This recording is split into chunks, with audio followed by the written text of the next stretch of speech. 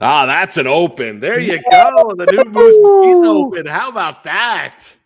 Great That job by Tommy was behind the awesome. scenes. That's fantastic.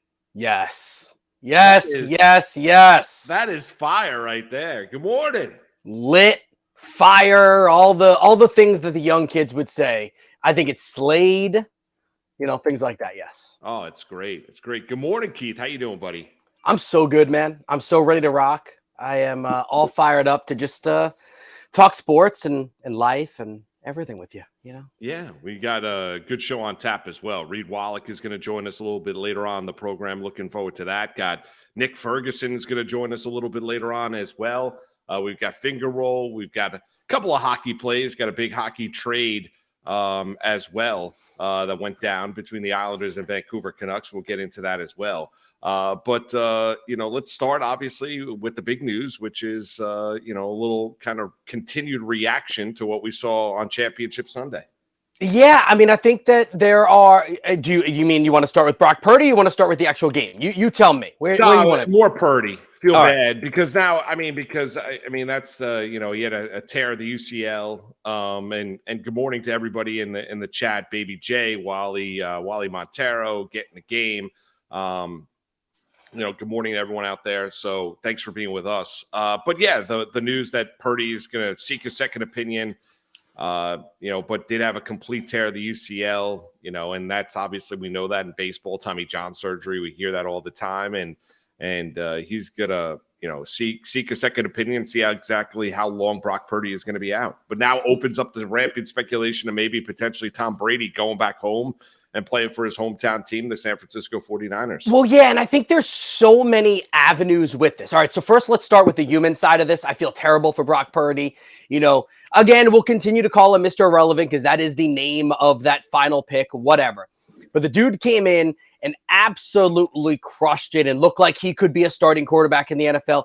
And now you do kind of have to wonder, one, we don't typically see Tommy John surgeries on quarterbacks. I think the last one that had it was Jake Delhomme that came back and still was able to play.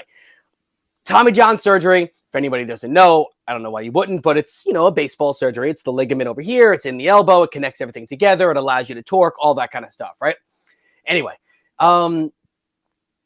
if he gets surgery, 6 to 9 months. If he doesn't get surgery, still probably 6 months. So what we're looking at is he will likely be back, not spring training, preseason begins and he'll be back. Now, the Niners need to have answers because you still need to figure out what Trey Lance is, right? We don't know what he's going to be able to do this offseason. Jimmy Garoppolo, good as gone. He's a free agent, can't franchise tag him.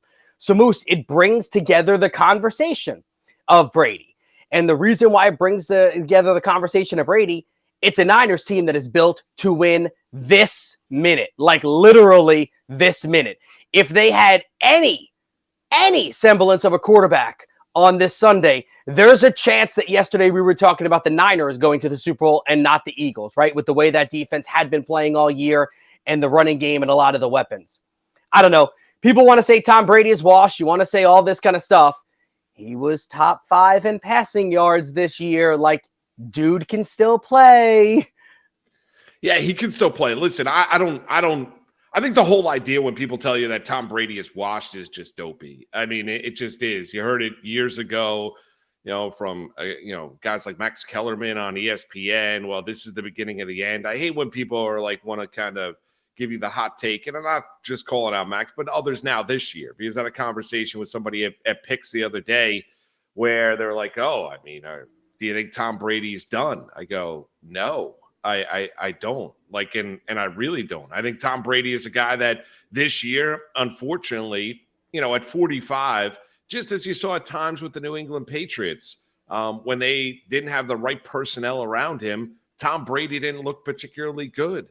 And that is a factor. I mean, honestly, we know he's a statue in the pocket. If the offensive line's not particularly good, when you lose a guy like Ali Marpet to retirement, when you lose, the other starting guard, when your center, Jensen, suffers a torn knee ligament during the course of training camp and is lost for a majority of the season. I know he came back for the playoff game. Those are significant hits when you're looking at the interior of the offensive line, and the weapons around him weren't as good as they have been years gone by. And as we saw, Byron Leftwich, not great as a play caller. The significant drop off when you go from Bruce Arians to Todd Bowles as a head coach. And I think we all saw the Tampa Bay Buccaneers were probably a little bit, it's still a horse racing term. Other people use it as well. When a horse is kind of over the top, where, there's a little bit of a regression or a bounce. I thought you were going to talk about making glue. Yeah, no, I think the Tampa Bay Buccaneers this year bounced a little bit, and that's fine. I mean, everyone can, and it happens. And they were a little overrated, or a lot overrated coming into the season. They were the benefit of going into the playoffs because they were in a dreadful division. But back to the point at hand about Tom Brady. Brady's not done. Like, he can still throw the football. Like, we've seen quarterbacks that are done. Drew Brees at the end was done. He couldn't throw the ball past 15 yards. Ben Roethlisberger at the end was chucking and ducking. He was done. Eli Manning at the end was done. Peyton Manning at the end was done. Dan Marino at the end was done. Like, Tom Brady doesn't look or have any of the earmarks of a quarterback being completely done, to the point where physically he can't play the position any longer. What the position asks you to do, he can no longer do. Those other quarterbacks, that was the case. With Tom Brady, that is no longer the case. Tom Brady could still play the position. He went through a lot off the field this year with his divorce from Giselle, lost 15 pounds, looked gaunt, emaciated at times. But the whole idea that, well, he can't win as a quarterback, I'll tell you, you stick him in San Francisco next year with the 49ers, and he's your starting quarterback, and Trey Lance is the backup, and Brock Purdy is a guy that's recovering from Tommy John surgery, and the other San Francisco 49ers, that is a clear win-now move. The 49ers have an opportunity, just like the Jets conceivably, and the Miami Dolphins maybe, have an opportunity to go get Aaron Rodgers from the Green Bay Packers. And people are like, well, think about 5 years from now. Why? Why do I need to think about 5 years from now? Why can't I think about tomorrow? Why can't I think about today? Why can't I think about next season? Why do I have to think about, like, well, how's this going to affect me, in 2029? I don't care, because if I win a Super Bowl next year or the year after and it works, it is all worth it. I mean, that's it. I mean, the 49ers have gotten there and been close. And gotten to championship games. We know how good of a coach Kyle Shanahan is, and has dealt with defections from his coaching staff and losing his defensive coordinator, not once, but conceivably now going to be twice, as DeMeco Ryans and all likelihood, going to be the Texans head coach. All of those things, Keith, and that program, they continue to win. They continue to find talent in the draft. Their scouts are amazing when you're looking at guys transitioning from college to the NFL. Go get a quarterback that I think you have the least amount of questions in, and that would be Brady. I think if Tom Brady were the quarterback of the San Francisco 49ers, they might be the betting favorite next year going in. Would you agree? I think they're a top three. No, I think Chiefs, you're probably right. Chiefs, Eagles, and Niners. Who else would be better? Would be like better, shorter odds than them, right? Nobody. Exactly. I mean, I guess. I mean, maybe the Bengals would be up there. I think people are looking for the Bills to have a little bit of a regression. If Rodgers ends up with the Jets, I think there'll be a lot of money. Like we chatted with Art on Friday about, what the odds would be, because the Jets are sitting there right now at 40-1 to win the Super Bowl next year. He talked about the fact they maybe be 24, 20-1, cut the odds in half if Aaron Rodgers ends up in a Jet uniform. So they're not going to be one of the betting favorites to get there, because obviously it's the Jets. They haven't won a Super Bowl since Super Bowl III, and Joe Namath. But yeah, I agree with you. You stick Brady on the 49ers, and they have a pretty good offseason, Keith. Yeah, I don't doubt that. I think San Francisco would be right there as a top three, if not. Listen, the Tampa Bay Buccaneers were the betting favorite this year. At one point before the start of the season. And they had lots of holes coming into the season. What would lead you to believe that all of a sudden now you stick Brady on the 49ers that they would not be? So I think that's a great tack. I think that's a great call, Keith. I think they would be. Tom Brady threw for almost 4,700 passing yards. Now, I know he threw 733 times. It was a necessity on that team. His yards per attempt were as low as I think they've ever been in his career at 6.4. But again, for all of the, oh man, he made so many mistakes, so many errant throws, he had 9 picks the entire season. And how many times did we show highlights, not necessarily on this show per se, but throughout all the other networks, of Mike Evans dropping wide open passes or Godwin dropping passes or Evan or Julio or whomever. Tom Brady can still play. He's not Tom Brady of 4 years ago, but he's still Tom Brady that can lead a team. I feel bad for Brock Purdy. I was kind of rooting for him to get an opportunity. Trey Lance seems like a nice dude. He seems like a good teammate, and he's always out there celebrating and rah-rah, sis-boom, buying everybody. But the 49ers are built to win. It's the same way that I said this, and you just mentioned about the New York Jets. The Jets are built to win. So for everybody out there who says, but I don't want to pay Rodgers. I don't want to have to trade things. Oh, my God. Would you rather win a Super Bowl and then toil for the next couple of years, or continue to toil for the next 40 years like you've been doing anyway? Win. Yeah, and Al Davis said it, just win, baby. That's it. I mean, why not? The ultimate goal is to try and win a Super Bowl. I get you want to build a healthy organization top to bottom. I understand that you want to have quality depth when you look at the roster. You want to have the scouting department in place, all those things, all the signs, Keith, when you look at a healthy franchise regardless of sport. Totally get that. Totally understand it. But there are times in life where you have to take a little bit of a gamble.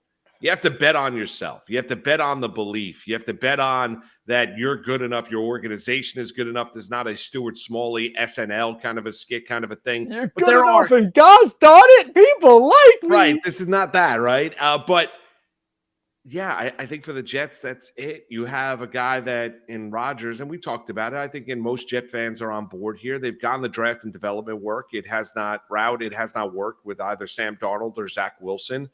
And everything, and we said it at the time, all the nonsense, all the BS the Jets were telling you about developing Zach Wilson and that they're all in, they're going to do everything they can. Yeah, that's fine. They are, because they don't believe that he is capable of being their quarterback in 2023. So they're going to play the long game here with Zach Wilson and say, all right, well, let's see if we can develop him behind the scenes a little bit.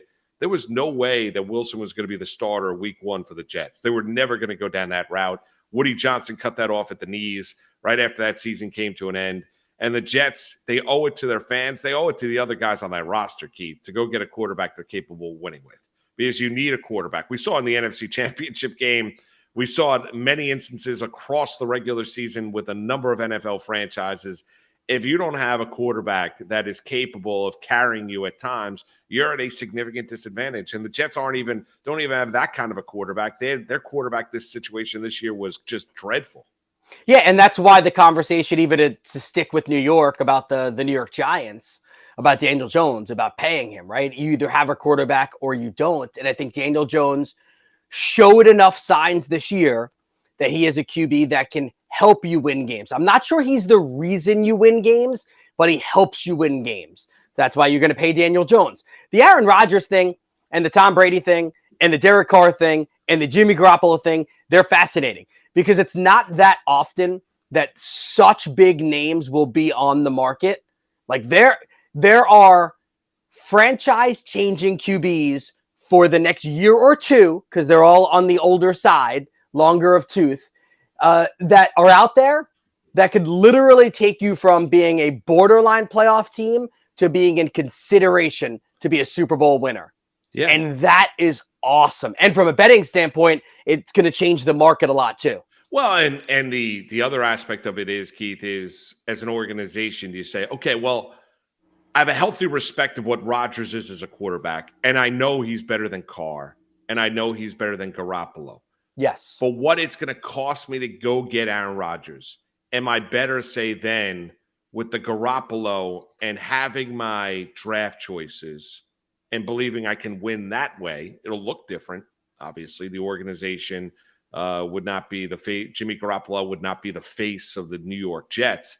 But can I win that way just as easily as I could win by making the big splashy move for Aaron Rodgers? That's what, not only Joe Douglas and the Jets, but you look at the Tennessee Titans, you look at other teams that conceivably are looking for a veteran signal, Vegas Raiders, teams looking for a veteran signal call. That's what they'll ask themselves. And I think more than likely they'll go for the big time star quarterback. And by the way, you just mentioned the Tennessee Titans, and I know that you're not a Ryan Tannehill guy, but there's a chance that Tannehill is on the market, and Tannehill is still good enough to be a starting quarterback in the NFL. And if you surround him with the right weapons as well, he's proven that he can get a team, or at least help a team be a playoff team. I feel about Ryan Tannehill the way you feel about Mac Jones. Really? You think he's just fine? I think he's fine. Who would you rather have, Mac Jones or Ryan Tannehill? Mac Jones. I would rather have Mac Jones. I don't like Ryan Tannehill. I really don't. I don't. I feel bad that he's haunted by that playoff game a couple of years ago, because I'm just kind of a touchy. I feel the emotion. I feel bad that he imploded against the Bengals 2 postseasons ago. But shame on Tennessee for going into a game against Cincinnati and saying, we're not going to go and do what we've done all season long. We're going to switch things up. We're going to air it out with Ryan Tannehill today, which made little to no sense as a coaching staff when you're like, oh, my God, you're overthinking it. What the hell are you doing? You're the number 1 seed in the AFC. What are you doing? Ryan Tannehill is better than Mac Jones. Well, by the way, did you read the stories up in Boston about the coaching staff? Yeah. Can we? I understand you think Mac Jones is, just a guy, or he's fine. He's fine. And we joke around about it. Yes, no. I think we have all the understanding of just how dysfunctional it was. I mean, to the point where the Breer report yesterday that there were times in the game that Belichick would all of a sudden change the play. That's why they had so many delay of game penalties. I mean, what was going on in New England? You're the greatest coach of all time. No. He had the greatest QB of all time that made him the greatest coach of all time. Yes. I'll tell you, all those that I heard, and I heard one pundit after another, and I'm not going to call out names, but I heard one pundit after another tell me, you got to trust in Belichick. No, you don't. No, you don't. Because everyone can make mistakes. And this year, the Patriots were an absolute disaster. I will throw this out. You know what I trust in Belichick? I trust that Belichick can get wins for his team. I thought that Patriots team was terrible this year, and they still ended up with, 8 wins? Yeah. So on the surface, that's almost successful when you think about it. Like, that's almost a win, except for the fact that Belichick has 7 titles, and that can't be considered a win for him. Right. I just think the way it looked. Listen, Belichick's still the greatest coach that I've ever laid 2 eyes on in the National Football League. I'm not saying that, but God, people can make mistakes. This year was a mistake. It was a dumpster fire of a season when you look at how that offense was handled by the New England Patriots. That's all. So, that's where you look at it. But, this is what this week's about. This is what's going to be post Super Bowl out in Glendale, Arizona is going to be about. It's going to be about a lot of conversations about playing quarterback carousel, Keith. We're going to have more than one about where these guys do end up. I think, let me ask you right now, we're sitting here on this Tuesday. Was it the last day of January? It is. Tomorrow's the 1st, right? Amazingly, we're a month into 2023. Do you believe Tom Brady's playing football next year? Yes. So do I. Aaron Rodgers, yes. They're both going to be playing football next year. Correct. I agree. And I think they'll both be in new uniforms. Agreed. Now, what those new uniforms are, I don't know. Maybe it's Vegas. Maybe it's San Francisco for Brady. Maybe it's Vegas for Rodgers. Maybe it's Miami for Rodgers. Maybe it's the Jets for Rodgers. But I do think both are playing football. I do think both have new challenges and are in better situations, or conceivably what they believe to be better situations than the one they were in. Yeah, the Brady odds, by the way, as to where he will play next year, I can't find them on any of the legal books anymore. Yeah. All down. I think this Niners thing threw a wrench into it. I looked 3 weeks ago. It was Niners, I think 6-1 odds. They were like the third shortest odds. Can't find them anywhere now. So the books must be adjusting. Baby J with a great comment. If the Jets end up with Ryan Tannehill as our quarterback next year, shoot me now. Yes, that would be the ultimate. That would be the ultimate disaster. You'd rather Jimmy Garoppolo than Ryan Tannehill, huh? Yes, I would. I think they're a very, very similar quarterback. That's fair. I might have an unfair slant toward Ryan Tannehill. And if I'm being honest, Mac Jones may be better than Tannehill. He might be. Yeah. I think they're around I think they're all in the same breath. But honestly, Daniel Jones is in that breath too, except that Daniel Jones has legs. Jones does, and Jones is about to get paid a ton of money. Yeah, Jones is about to Tannehill the market. The way Tannehill did 4 years ago, whatever it was, 3 years ago. Not wrong. A couple other interesting NFL notes. Number one, mentioned about DeMeco Ryans. He told the Broncos he's not interested in the job. He's like, bye-bye. Right, correct. Nobody wants the Denver job. They interviewed or chatted with Jim Harbaugh, I guess, a couple times, went out to Ann Arbor, then had a Zoom call. They're not getting Jim Harbaugh. They want to make a big splashy move. I believe the new ownership group is the richest owners in the entire National Football League. But what does that say? Number one, the belief or perception about what Russell Wilson is as a quarterback, from what we watched this past year to what that organization has invested in Russell Wilson. That's number one. Number two is, like, everyone used to look at it. That amazing opportunity, and now nobody wants that job. I mean, DeMeco Ryans is running to the Houston Texans as compared to taking a job with the Denver Broncos with Russell Wilson, and they don't have a quarterback in Houston. Well, no. Didn't DeMeco Ryans say he doesn't want the Texans job? Also? No, the Broncos job. He's interviewing. He's interviewing with the Texans today to visit Houston for a second interview today. Oh, I thought he was turning down. I misread that. Okay, thank you. Yes, no. He's going to Houston for a second interview. Gotcha. Yes. All right. I don't know why I read that this morning as he didn't want either of those jobs. No. Gotcha. Because there was John McClain had a report last night. Oh, you're right. Yeah, the second interview is today for the Texans. Correct. My bad. Yeah. No worries. No, John McClain had a report last night saying the Texans can't let Ryans leave the building. And you remember, DeMeco Ryans was a former player for the Houston Texans as well. Correct. He was a star linebacker at Alabama. Was a great player in college. Yeah. Very good player in the National Football League. And I think it'd be interesting. That's number one. No, Denver can't find an HC. Houston looks like they're on the verge of hiring DeMeco Ryans, the 49ers defensive coordinator, to be their head coach. And then Kellen Moore out in Dallas, and clearly, I mean, you think about it. There were conversations behind the scenes. You're Kellen Moore. You're leaving Dak Prescott. You're heading to Los Angeles to be the offensive coordinator for the Chargers, and you get Justin Herbert, and you move on from Dak Prescott. That's a nice upgrade for Kellen Moore. Yes, it is. I would worry a little bit about how Kellen Moore loves to air the ball out. I wonder so half of me goes, Justin Herbert's about to throw for 5,200 yards and 40 touchdowns and have the best year that we've seen a quarterback have. The other half goes, are we about to see 16 interceptions from Justin Herbert because of the way an offense is run, the way it was run in Dallas, and the way it could be run in LA? I'm willing to take my chances. I think this is a really good hire by the Chargers. I'd like to see what Kellen Moore and Justin Herbert can do together in an offense.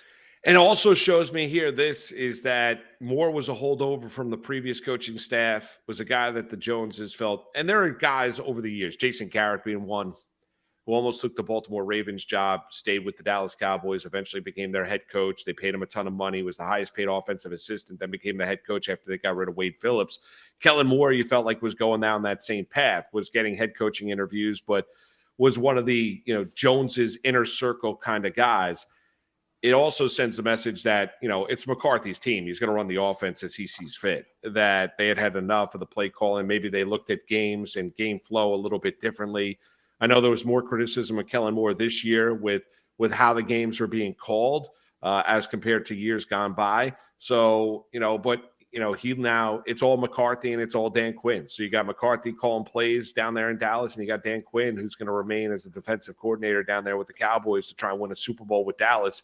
He's getting paid a boatload of money, and let's see if the Cowboys are now better off with McCarthy calling plays as compared to Kellen Moore.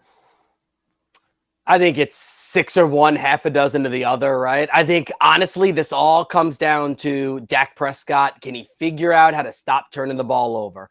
And maybe that's the play calling, and maybe it is. And maybe McCarthy will call a better game, and Dak will – and I know we talked about it last week. There's a little bit of Carson Wentz in Dak Prescott. If I'm a Cowboy fan, I am a little worried that we've already seen the best of Dak Prescott. I hope not.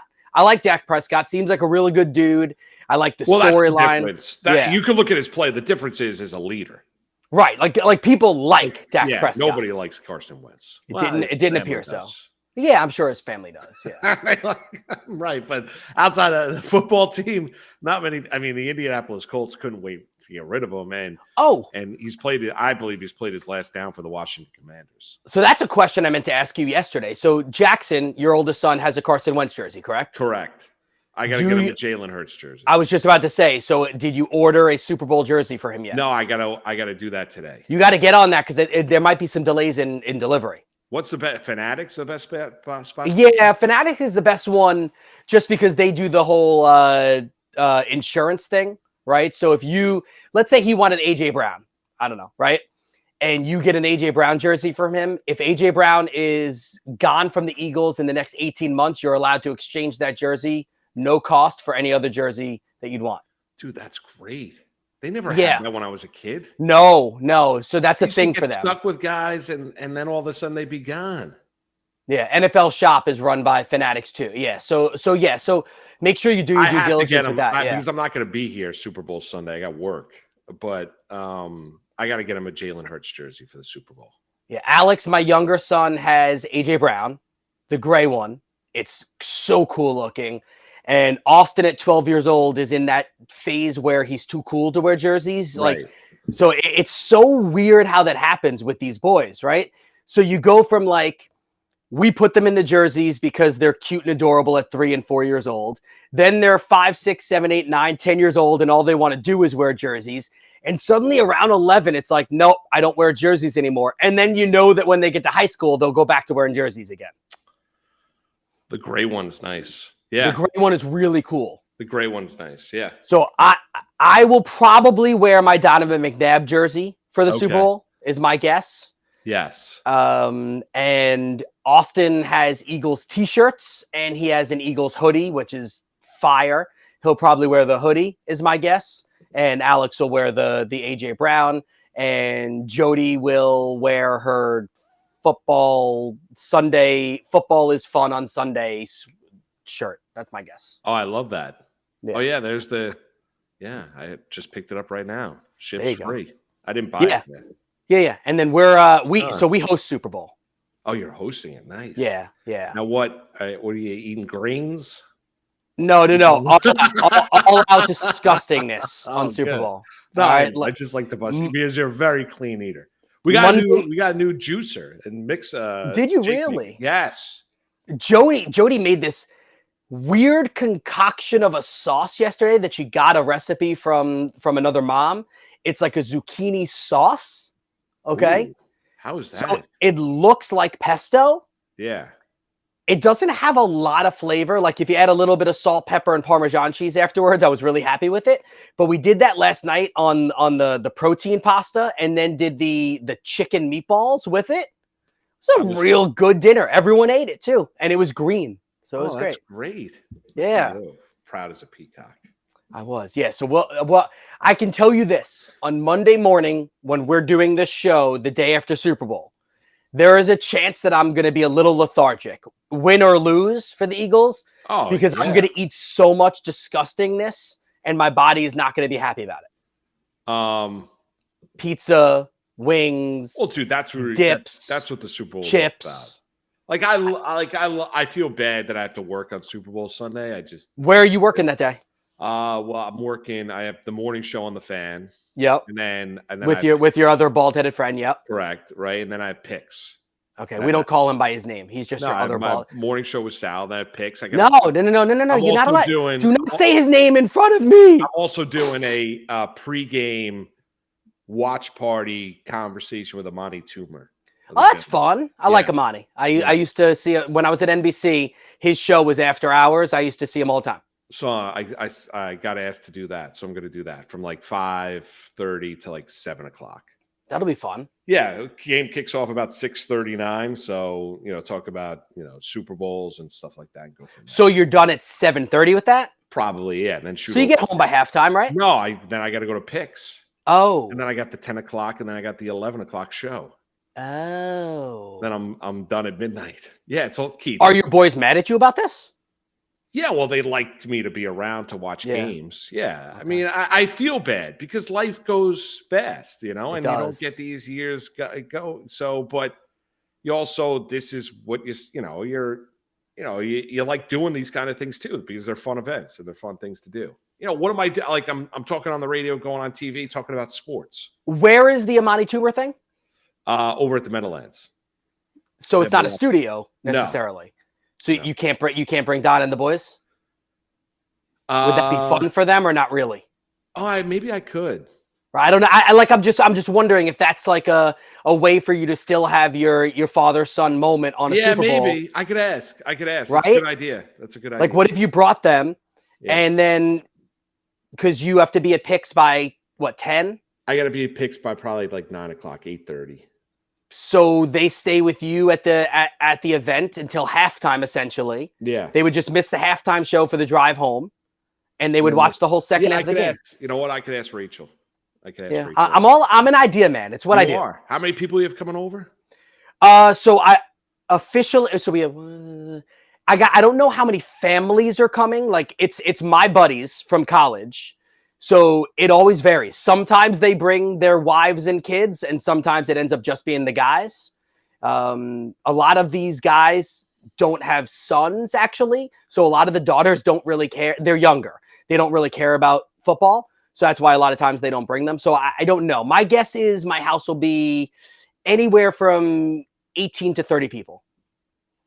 Nice. Now, when people enter, do they have to sing Fly, Eagles, Fly? No, and actually almost everyone coming to my house hates the Eagles. So it will literally, they're all going to be rooting against the Eagles, hardcore, hating everything about what me and my two boys are wearing. Yes. I love that. I want to kick them all out of my house already. You're going to win. You know that. I hope so. The Eagles are going to win. You know who's going to win? Reed Wallach. We're all going to win. He's going to join us next. Haven't chatted with Reed in a while.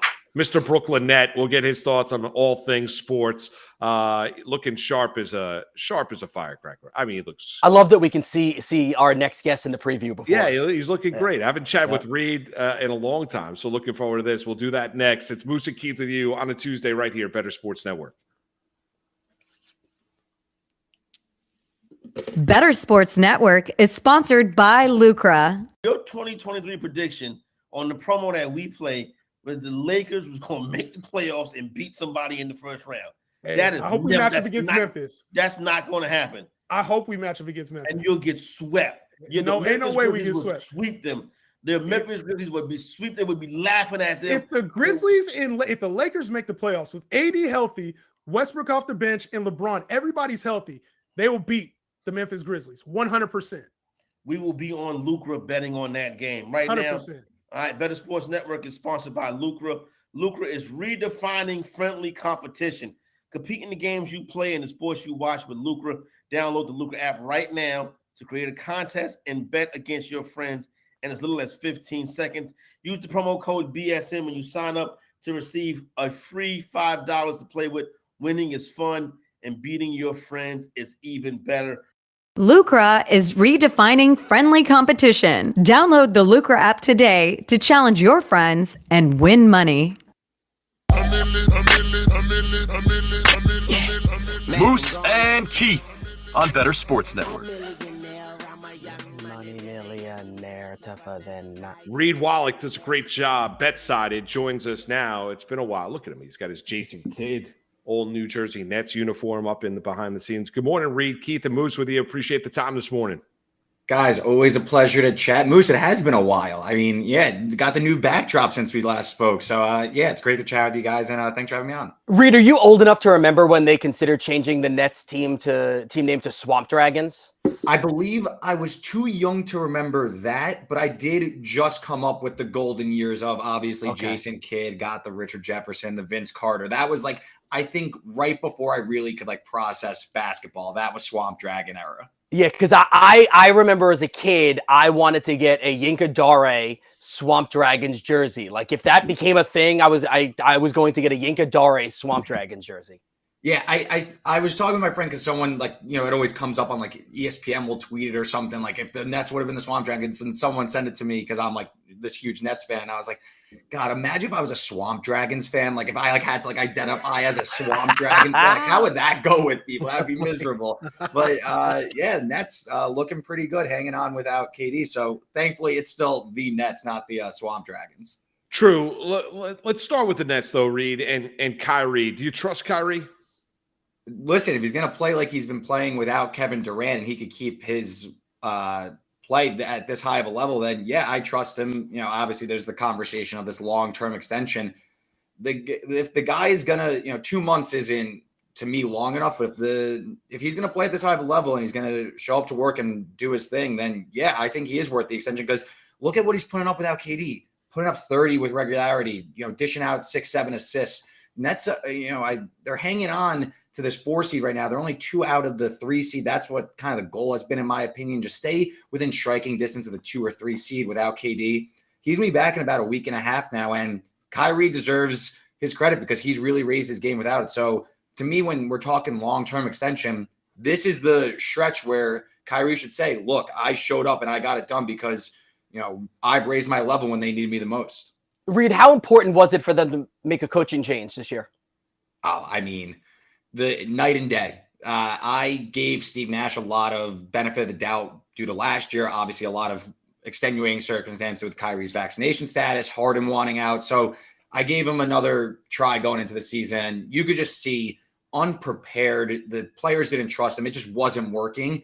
And then almost instantly, Jacque Vaughn takes over. The players responded. They showed up ready to play. There's just a different aura around this team. And you saw they went on an 18-2 run there, best 20-game stretch in Nets history. I mean, I don't know if Jacque Vaughn is this mastermind coach, but the leap from whatever Nash was to Vaughn has been noticeable. And I really think it was the catalyst for this run where I think when healthy, the Nets are arguably the second best team in the NBA behind the Boston Celtics. So I think Jacque Vaughn deserves a ton of credit, and it was a necessary move. Are you one that if you are, you know, because we are a betting network, Reed, and you obviously do a great job on Bet-Sided. Are you one that's heavily invested in the Nets winning an NBA title this year or no? Yeah, I wouldn't say right now is the time to bet the Nets. I got the Nets over the summer when there were still a lot of concerns about KD staying. You know, I got kind of ahead on that, so I wouldn't like flaunt those that I, you know, made some bet that was like I guess it was widely available, but like, you know, I got them when no one really believed in them. Now, I think you got to wait a little bit longer for Durant to come back right around the time when he comes back, which, you know, I think it looks like they're going to be targeting that February 11th Sixers game right before the All-Star break. I think that is the time to pounce because we saw what this Nets team can do. And if you really believe in them and you're maybe not buying the Celtics or the Sixers, I'm not buying the Bucks. I think that's the time to really pounce. Wait a little bit longer. Maybe there is a little bit more for this Nets team to slide. You know, maybe flounder, play some 500 basketball. But in about a week or two, I think that's going to be the low point of the Nets price when you're talking futures market. Quickly, just double back to Kyrie Irving. Your gut and from what you're hearing inside that organization, do you believe that he's a Brooklyn Net next year? I would say, yeah. I think that the Nets ultimately, they saw how Kevin Durant handled this. First of all, we want to talk about Kevin Durant. He wanted Steve Nash fired. He ended up being correct. We were just talking about Jacque Vaughn. Kevin Durant was right all along here. So I think that if the Nets get where they want to be this postseason, maybe it's not win a title, but get to the Eastern Conference Finals, I could definitely see a world where Kyrie gets a contract that lines up with Durant's. I believe that would be like a 3-year max extension where the Nets don't need to tie themselves to Kyrie long-term, but it lines up with Kevin Durant. Then you kind of reevaluate, you know, when that time comes. I think that if I had to guess, that would be kind of the most likely chain of events here. Reed, when you look at Boston, you mentioned that they're the second most likely NBA champion. What's the difference, do you believe, between Boston and a healthy Brooklyn Net team? I don't think it's that much. I think that the real issue is the Nets' depth and their, you know, your Seth Currys, your backcourt that's still a little undersized. When you look at Boston, they just have so much length on the perimeter and could switch 1 to 5. The Nets aren't there yet, and, you know, trade deadline 9 days away. I think the Nets need to make a few moves to shore up that rotation. Ben Simmons, of course, we don't really know where he's going to be night to night. I still think he has to get to another level. Listen, the Nets, I know they got swept last year and they were a dumpster fire. Also, a lot of coin flip kind of late game things went against the Nets because they were a dumpster fire. If the Nets come in correct, I think they have the best player on the floor in Kevin Durant, and that means a lot to me when you're talking playoff series. So I don't think it's some insurmountable gap, but as of now, Boston is better, but I give the Nets a puncher's chance for sure. I know you love hoops, so I always love asking people this question when it's the first time I'm getting a chance to talk to them. Who's your league pass team, right? Like, and I came into the year, I thought the Sacramento Kings were going to be my team that I wanted to make sure I watch all the time. Actually, I've been pretty correct about them. Last year, I was wrong about the Orlando Magic. So who's the team, if you're just clicking through, you want to make sure that you're watching? Well, it's obviously the Kings because they play the most fun brand of basketball. Top 5 offense, bottom 5 defense. It's fantastic. And you said the Magic. That's my team. I love Orlando. I took their win total over going into the year. Maybe a little dicey. They haven't gotten the wins, except they came back and beat the Sixers last night, and they have Boston's number 2. But between Banchero, Franz Wagner, it's just a real fun team. I love what the Magic are doing. The Thunder also. I'm a big you got to get those young teams that aren't necessarily trying to compete and, make the playoffs right now because those games are a little bit maybe more stressful. I like the fun rookies because obviously I'm a college basketball junkie also. So I like to see those guys that I watched in college kind of start their session up the league. So Orlando's been my team this year. Reed, when you look at the NBA, what betting angles have been profitable for you? I've honestly been looking at the futures market, and I was looking last night because – Nets played the Lakers last night. I'm watching, obviously LeBron and AD don't play, but I'm watching Russell Westbrook. It's just not there. The guy remains a minus. I know there was a lot of hoopla about him being moved to the bench, becoming a sixth man. He jumped to minus 250, minus 300, wins sixth man of the year. I think there's no chance Russell Westbrook wins sixth man of the year. I would be shocked if he wins. And, Malcolm Brogdon's been gaining on him, over the last few weeks. He's around a plus 150 pick right now. Norman Powell in that 7-1, 8-1 range. Tyrese Maxey's odds, he fell after he moved to the bench.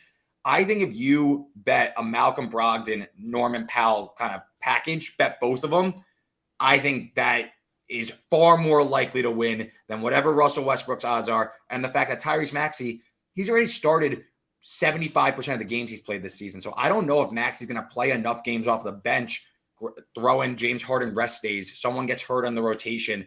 I think Maxey's not going to qualify for this award. So I think Norman Powell and Malcolm Brogdon, that is just way good in the sixth man of the year market because Russell Westbrook's still a favorite. I don't see a world where Russell Westbrook wins sixth man of the year. I don't even think he's close. Keep us on the futures then. What about MVP? Because obviously Jokic has been fantastic, but voter fatigue is a thing. So I don't know if he's going to win it a third year in a row. Yeah, and it's crazy because Embiid had that fantastic performance on Saturday against Jokic. I think it was 44-18. Sixers come back and win. Embiid's odds got slashed in half. I think, though, you're late to the party if you're going to bet Embiid. I still think it's going to be Jokic, to be honest with you, because if that performance happened in, let's say, end of March, early April, I think maybe all of a sudden then people talk themselves into that because I saw the narrative was, oh, well, look at Embiid. He took this, personally. He wanted to get in the MVP conversation. No one's going to remember this game in late January on a Saturday afternoon come voting time. Jokic's analytical profile is going to outweigh Embiid's. Team is number 1 in the West right now. So I still think it's going to be Jokic. I don't know if there's a really profitable bet to make right now, but I think Embiid, you're going to have to wait and let those odds kind of come back down to earth. I still think it's Jokic just to lose, in my opinion. Reed, who do you like out West? Oh, God. You could poke a hole in every team out West. It's crazy. Every Western Conference team has flaws. I want to give it to Denver. Their defense has some issues. I was thinking Warriors need to prove me wrong. This is still the team that hasn't lost when fully healthy in the postseason under, this dynasty era. They can't win on the road. They have a lot of red flags, and I just don't see it coming together. It doesn't seem like they're going to be that active at the deadline either. A lot of talk about what's going to happen this offseason already. So I'm kind of moving off this Golden State bandwagon. I think Denver, obviously they're a favorite, so that's not a hot take. Dallas, I wouldn't rule out Dallas just yet. They have Luka Doncic. He just scored 50-plus last night. I think Dallas might be we're taking long shots. Dallas might actually have a case because they have the best player. They have Luka Doncic, and we saw what he could do last year with a few breaks go his way, make the Western Conference Finals. So I think it's wide open this year. most likely is Denver, obviously, but I wouldn't rule out Dallas because I think Golden State might be a little overvalued going forward here. I like your Dallas take too, because obviously if Christian Wood comes back healthy, he's a nice addition to that team. And also, I wouldn't be surprised if Mark Cuban makes some sort of trade deadline deal. I know that they say Luka is not demanding anything like that, but you want to make sure you keep Luka happy. You didn't even mention Luka in the MVP conversation. If Dallas were to, let's say Denver is 1 in the West and Jokic continues to do what he's doing, right? Dallas is 4 in the West and Luka is putting up nights like last night almost routinely. I feel like there's value in Luka, maybe. What do you think about that? I think so. I mean, it was a Luka Jokic back and forth for a while. Luka misses a few games. Dallas continues to slide. I just think it becomes if Denver's gonna be the 1 seed, I just feel like that's the ultimate trump card. Gotcha. You have Jokic who's putting up these crazy numbers, near triple doubles, 63% field goal percentage, just absolutely ridiculous. And it seems like though, based on how the people are already portraying Jokic, the voter fatigue, it feels like there's almost, they've already like thrown that out. They're like, oh, we're not like, we're good. We're not going to get voter fatigue for Jokic. He can win a third in a row because that was the concern going into the season. So I'm not throwing out that case, but I just think if Jokic is a rightful MVP candidate, it doesn't look like they're going to vote for someone else just to vote for someone else. So I think that conversation already kind of debunks that voter fatigue question. Let's move the conversation right over to a little college basketball. What's been your impressions early on? Because we're inching closer and closer. Tomorrow's February. March is right around the corner. Your impressions so far of just how wide open the college basketball landscape is this year. Oh, it's as wide open, Moose, as it's been in years. I mean, the lack of dominant team up top, because you're thinking Purdue, right? They're number 1 team ranked in the AP poll. They got Zach Edey, who's the runaway National Player of the Year candidate. They also have their head coach, Matt Painter, who can't win a big game in March. I mean, every year it's the same thing with Purdue. You say the same thing about Tennessee, who's currently trending towards a 1 seed. Rick Barnes in the postseason. 2 teams that are very prodding, and I don't know if I trust their offense to perform come March. You want to talk about one development, though. It's the Big 12 is by far the best conference in college basketball this season, hands down, night to night. I mean, the games are close. The games are competitive. I mean, Iowa State last night. I mean, I woke up with a headache because I had to stay up and watch my Iowa State ticket meltdown, up 23 in the second half. They blow it to Texas Tech, who is still a KenPom top 70 team. They were 0-8 in conference play. They closed as a favorite against Iowa State, who's a top 15 team in the country. So this Big 12 team, maybe these teams start beating up on each other and it ruins their, form come March. But I think that these Big 12 teams, TCU, Kansas State, those are the teams you want to be behind come March. And I would be looking away from your Big 10 and SEC because I think those conferences very overrated this year. Don't like what I see. And I mean, it showed in the Big 12 SEC Challenge over the weekend. Very strong showing from the Big 12. Yeah, watching the Big 12, I agree with you. I think you see a bunch of 2, 3, and 4 seeds in the come March Madness and teams that you may see 4 of them in the Sweet 16. I'm with you. I'm confused, though, because you didn't – I thought you would have opened up talking about Hofstra beating Charleston this weekend and ending their big streak. I'm a Hofstra grad. I love me some Hofstra pride. Why not open up with Hofstra? I don't get it. Listen, what do you mean? Plus 300 underdog, I think, going, winning, knocking off College Charleston. What were they on, like a 19-game winning streak? 20. So, they had won 20 in a row. Listen, credit to Hofstra out there. Speedy Claxton. I'll give credit. Go. Where are they? Hofstra Pride. Hofstra Pride. There it is. Speedy Claxton. You got Aaron Estrada. He's the reigning CAA Player of the Year. He's going to win it again. He'll be a professional basketball player. Yeah, I'm a Hofstra fan. I graduated from there. So,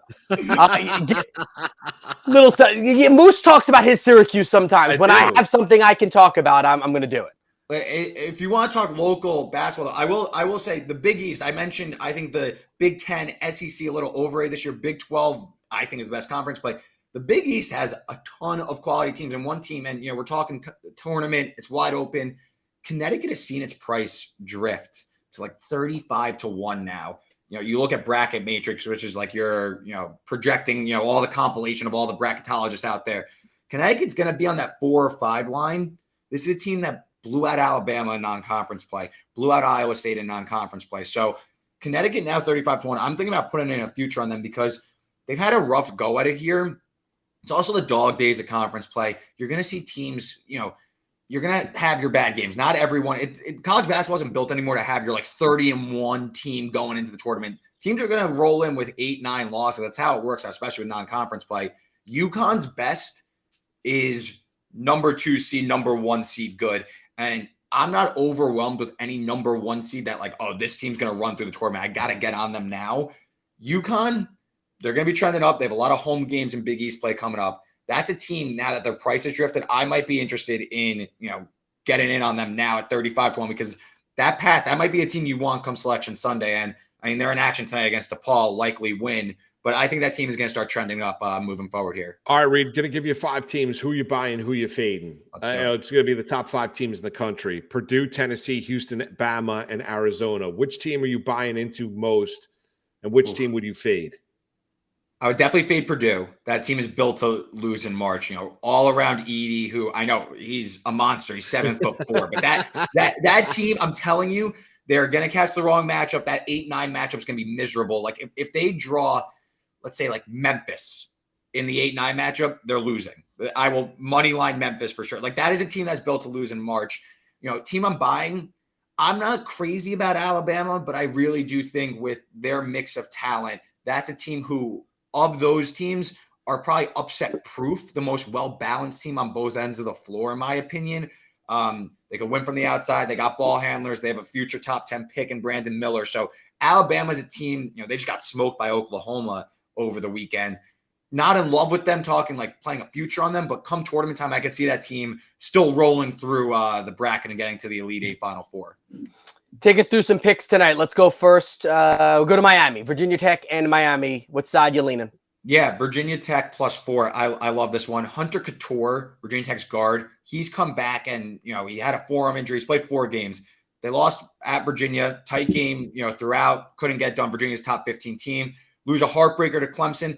Then they beat Duke at home and they roll Moose's orange over the weekend. So Hunter Couture, this guy, he opens up everything for this Va-Tech offense. I mean, when he's on the floor, the team shoots over 38% from 3. He himself is a 43% shooter, so he opens the floor. Team shoots 26% when he's off the floor. So he's a huge part of this offense, really spreads the floor. So I like the Hokies there. Going against Miami, coming off 3 straight road games, so you'd think maybe they're coming home, some home cook and get it going. But Miami, one of the smallest home court advantages in college basketball. I think these 2 teams are close together. This was a Va-Tech team that was 11-1 earlier this season. Couture gets hurt. They go on a huge slide. Va-Tech needs these games to make the tournament. I like them catching 4. How about K-State, Kansas tonight? Ooh, I mean, this line is ballooned after, K-State beats Kansas in the Little Apple by 1 in overtime. Crazy game. Kansas laying 8. To me, it's Jayhawks or nothing. Back at Allen Fogg. Bill Self's going to have this team ready to go. My only concern, their depth is a serious concern for the Jayhawks. They've had a crazy schedule here with the Big 12. They go to Kentucky over the weekend. So to me, it's Jayhawks or nothing, but this line might be a little crazy now, given the quick turnaround and hosting the Wildcats. Last one for me on game sides, Indiana and Maryland. You picking a winner? What are you doing in this one? I like the under 139.5. And Maryland's defense makes you work. One of the 10 slowest defense in terms of average possession length. So they make you swing the ball around. And you look at Indiana's offense, shooting nearly 40% from 3 in conference play. Maryland does a good job of cutting off the 3. Indiana's defense also fantastic this season. Maryland outside the top 300 in 3-point percentage. So I think this game's going to be played more in the 60s rather than the 70s like the total indicates. So I'll go under 139.5. I think Indiana cools off a little bit. I want to ask you about another one. How about TCU and West Virginia down in Fort Worth, where TCU's sitting right now, Reed, as a 3-point favorite against the Mountaineers? Yeah, big injury question here. Mike Miles, the TCU point guard, he hurt his knee against Mississippi State over the weekend. So don't know if he's going to go. I think I saw a tweet that he tweeted hyperextended MRI, but I'm good. Nothing serious, season ending. I don't know if he's going to go tonight. I'm looking at TCU, though, either way. I'm probably going to wait and see where this line settles. But to me, TCU, I think, is cut above West Virginia. I think they get it done at home. Who you got in the Super Bowl? I heard last segment, you're an Eagles guy. I like Kansas City. I bet Kansas City is a dog. Give me Mahomes. I don't think the ankle is as bad as it was made out to be. Extra week of rest. I like Kansas City. as a small underdog. I said to Moose yesterday, I'm fearful. I think the Chiefs are going to win. To me, the line should be a pick. It should be a pick 'em game, and pick the winner. So if you're going to give me plus money with Patrick Mahomes, it's just got to be that. Yeah.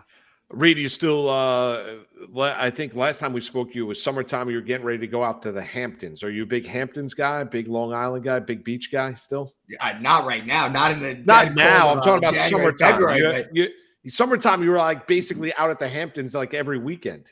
Yeah, listen, that's when college basketball ends, NBA ends, you start gearing for college football. We gotta get out. We gotta get out to the Hamptons. Get some R&R, get ready for the grind of the fall and the winter. So yeah, we hit the Hamptons. That's my life. I'm out on the island too. That's where I am. I know. I know you guys, all Long Islanders. They all love the beach, going out east. That's it. Taking the sunsets and the sunrises. Reed, you're great. Your best bet of the night tonight is what in college? Of all the plays we went through, what's your best play? I think it's gonna be Virginia Tech +4 against Miami. I think Vodtech's live for an upset. They need these wins, and I think they get it with Couture back. Reed, you're great. We appreciate it. I might hammer that now. All right. Yes, that's it. We love you, Reed. We appreciate the time. We got to get you on again real soon. Please do, guys. Best of luck. You got it. Continue. Great hanging, man. You got it. Reed Wallach, bet-sided, does a great job there. Yeah, he's good. Reed's great. He's a Hamptons guy, huh? He is.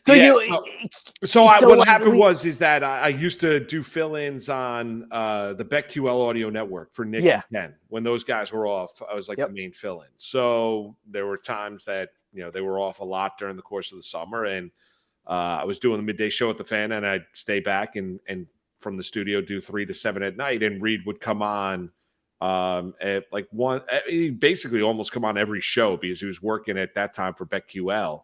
And before he moved over to Bet-sided, and great guy, just knows his sports, kind of cutting his teeth and whatever. And give him a follow on social media. He knows what he's talking about. Completely committed to the hoop game and knows everything else as well. So that's how I kind of grew a friendship with Reed. And then what was he? He was doing the shows from out in the Hamptons. Is that why? Yeah, there were times where he'd call at like 6 o'clock on a Friday when it was his time to come on and be like, "Where are you?" He's like, "I'm in Southampton." It's like, okay, that's great. I'm like, that's fantastic. He's like, we joke all the time out of the restaurant. I know we joke all the time. Like I think it's one of those things where, like when you live really close to New York City, a lot of times you never even except for work, but you don't typically go sightseeing or do the touristy stuff in New York City, and you just take it for granted. I think I'm the same way about Long Island. I've been on Long Island now. Gosh, we moved to Long Island when I was almost 4 years old. So we're talking about 30 some odd years that I'm on the island, and I don't always take advantage. We've done Fire Island and we've done Montauk and done the Hamptons, but not that much. I guess life also sometimes just gets in the way, Well, but right. I think a lot of things get in the way. Number one, you want to experience different things with your kids and take them and go do different things. It just doesn't want to be a case of, every summer we did the same exact thing. That's why I told Donna, when the boys get a little older, at some point I'd like to go see the national parks. I'd like to go to the country. I don't need to just sit on the beach, but you should rent an RV. That's what you should do. Rent an RV and drive the country for 3 weeks. My wife would never do that. I agree with you. That would be amazing. Right. Hop in the family, the old family truckster, a bigger version. Yeah.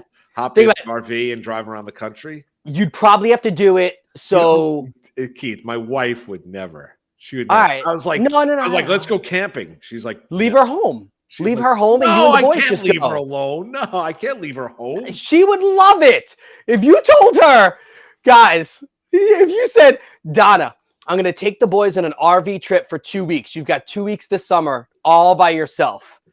She would miss the boys, not you as much, miss the boys, but she'd probably let you do it. Listen, you go away. You got to do it when probably Jackson would be maybe 14, right? Like freshman year of high school, before he doesn't want to lose 2 weeks of a summer. Yeah. So Jackson's 14, Paul's 12 then, and Gregory would be 9. They're 2 years apart. Oh, so 2 years. So he'd be 10. 12, 10. Yeah. That's the perfect time. They'd be just annoying enough to each other, but also sell. You come home and she's gone.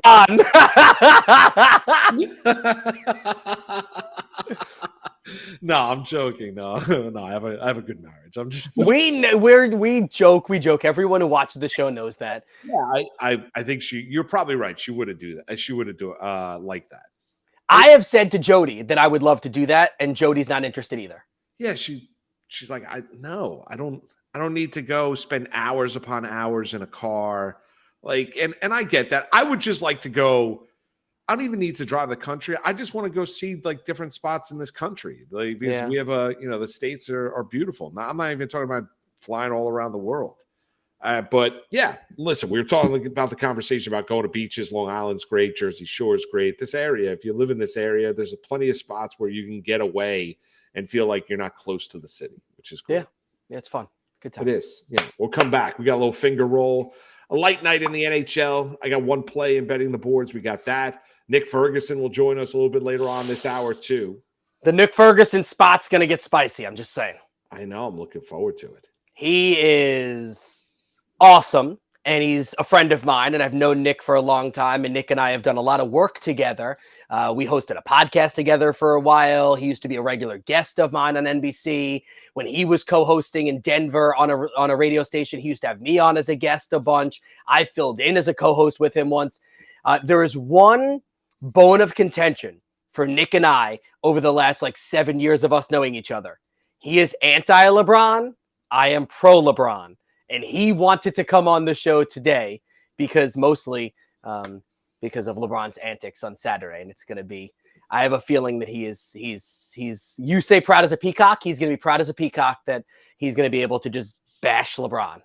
But I've got something for him. I have something. Oh, I'm looking forward to that. We'll come back. We'll continue the conversation. It's Moose and Keith with you on a Tuesday right here, Better Sports Network.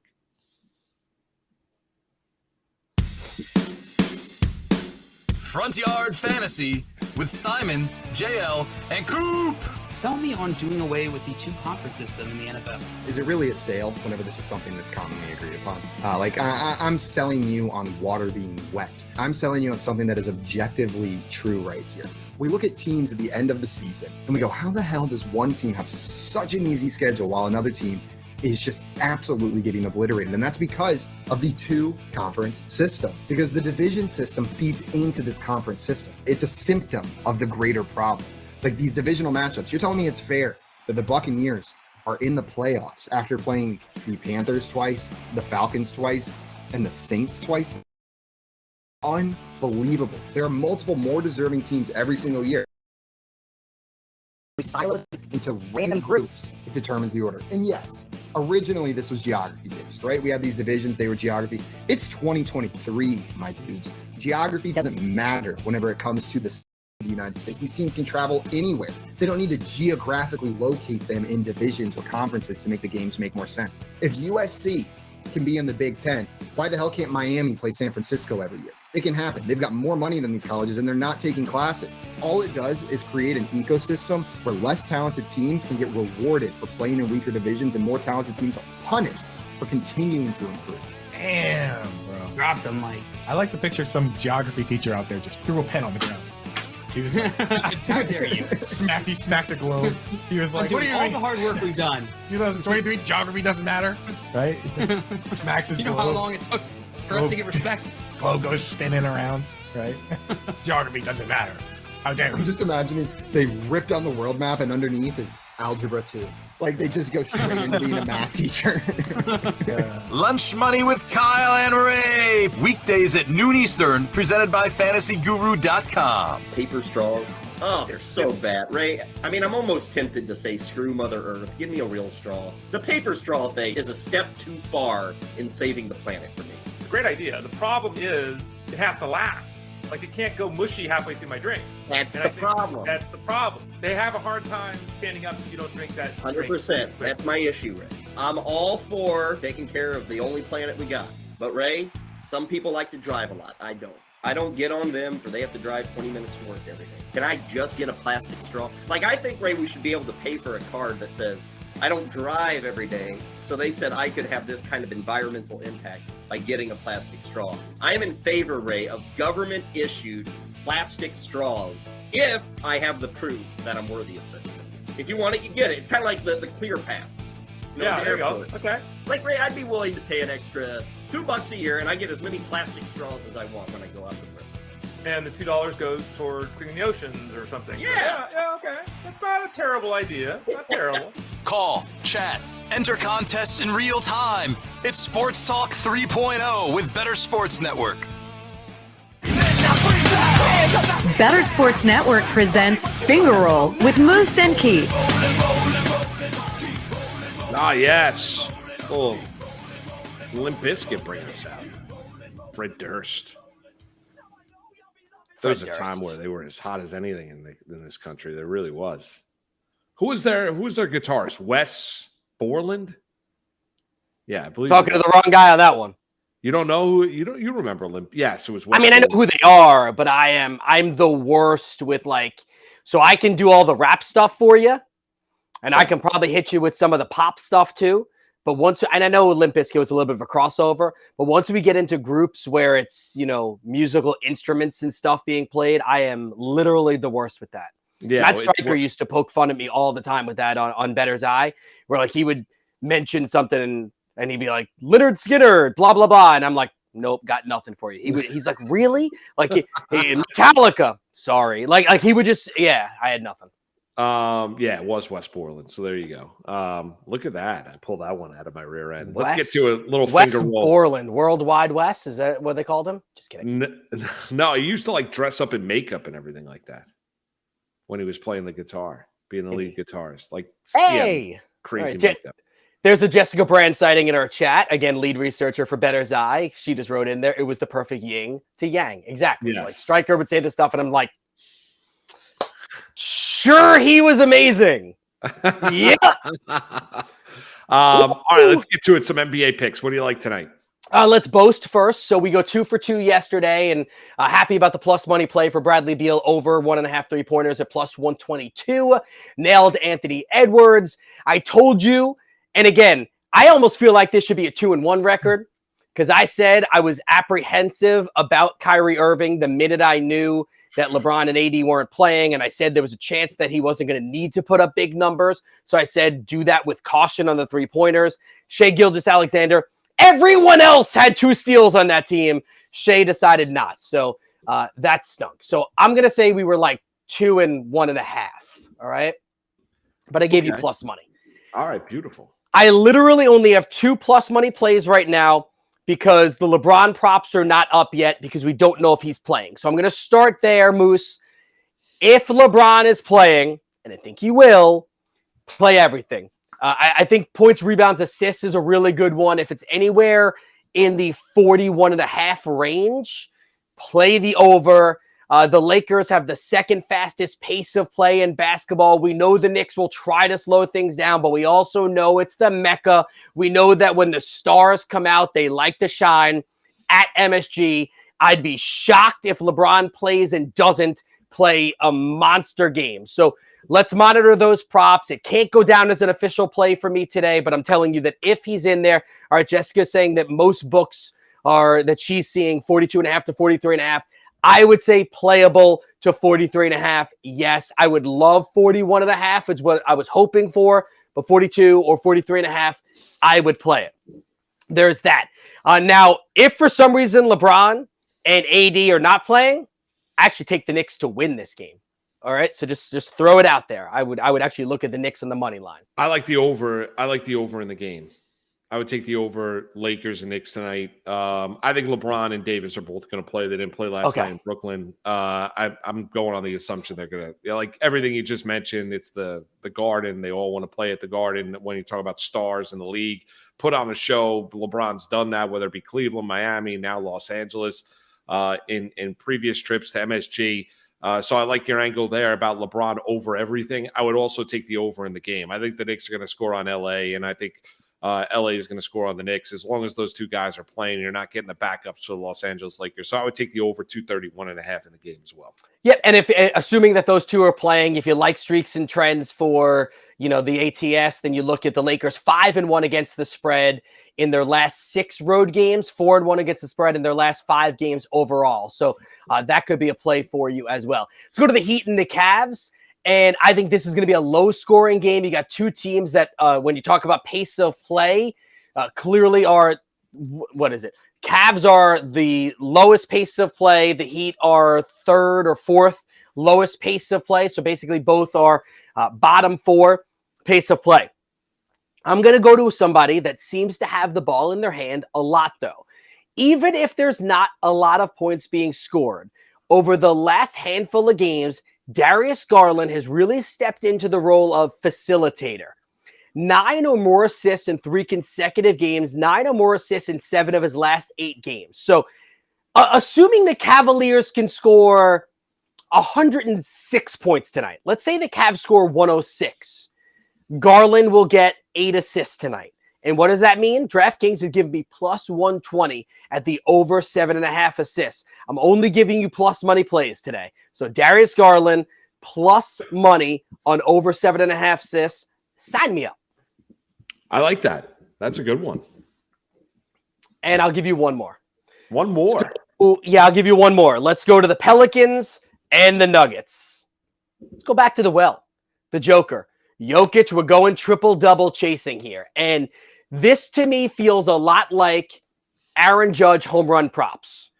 For a while, Aaron Judge home run props, you were like, if I just want to play a home run prop every single night before the book had adjusted, you could get the 2-to-1 odds, plus 240, God bless, which is something that routinely you go, I want 3-to-1 odds or better on this, on any home run prop, right?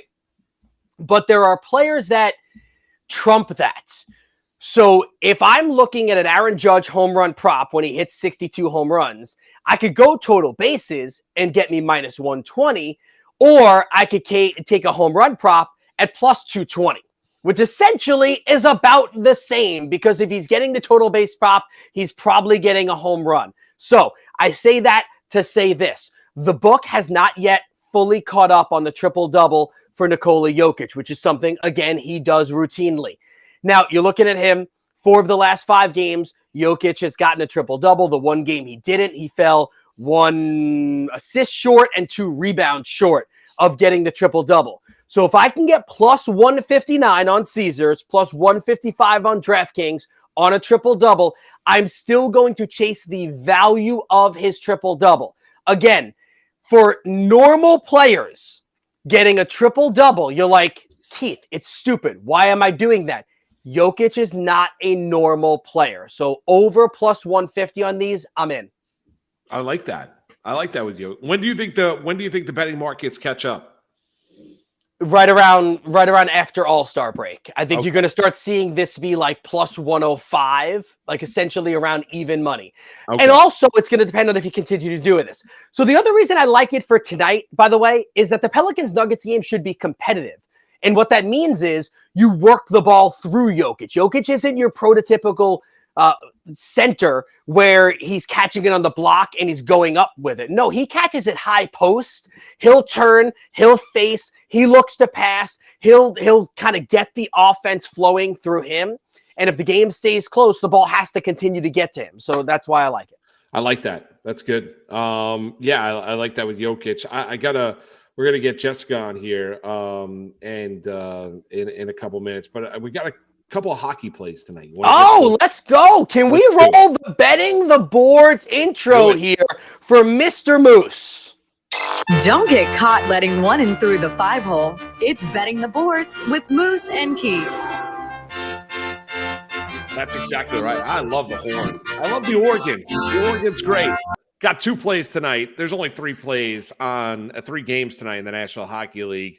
We're going to go to the great state of Carolina, right there. Well, the Carolina Hurricanes. We're going to go down to Raleigh, and they're entertaining the Los Angeles Kings. We're going to take the Carolina's been hot. They drubbed Boston the other night. The Bruins, amazingly enough, have lost 3 in a row. We're going to take the Hurricanes on the puck line, laying a goal and a half.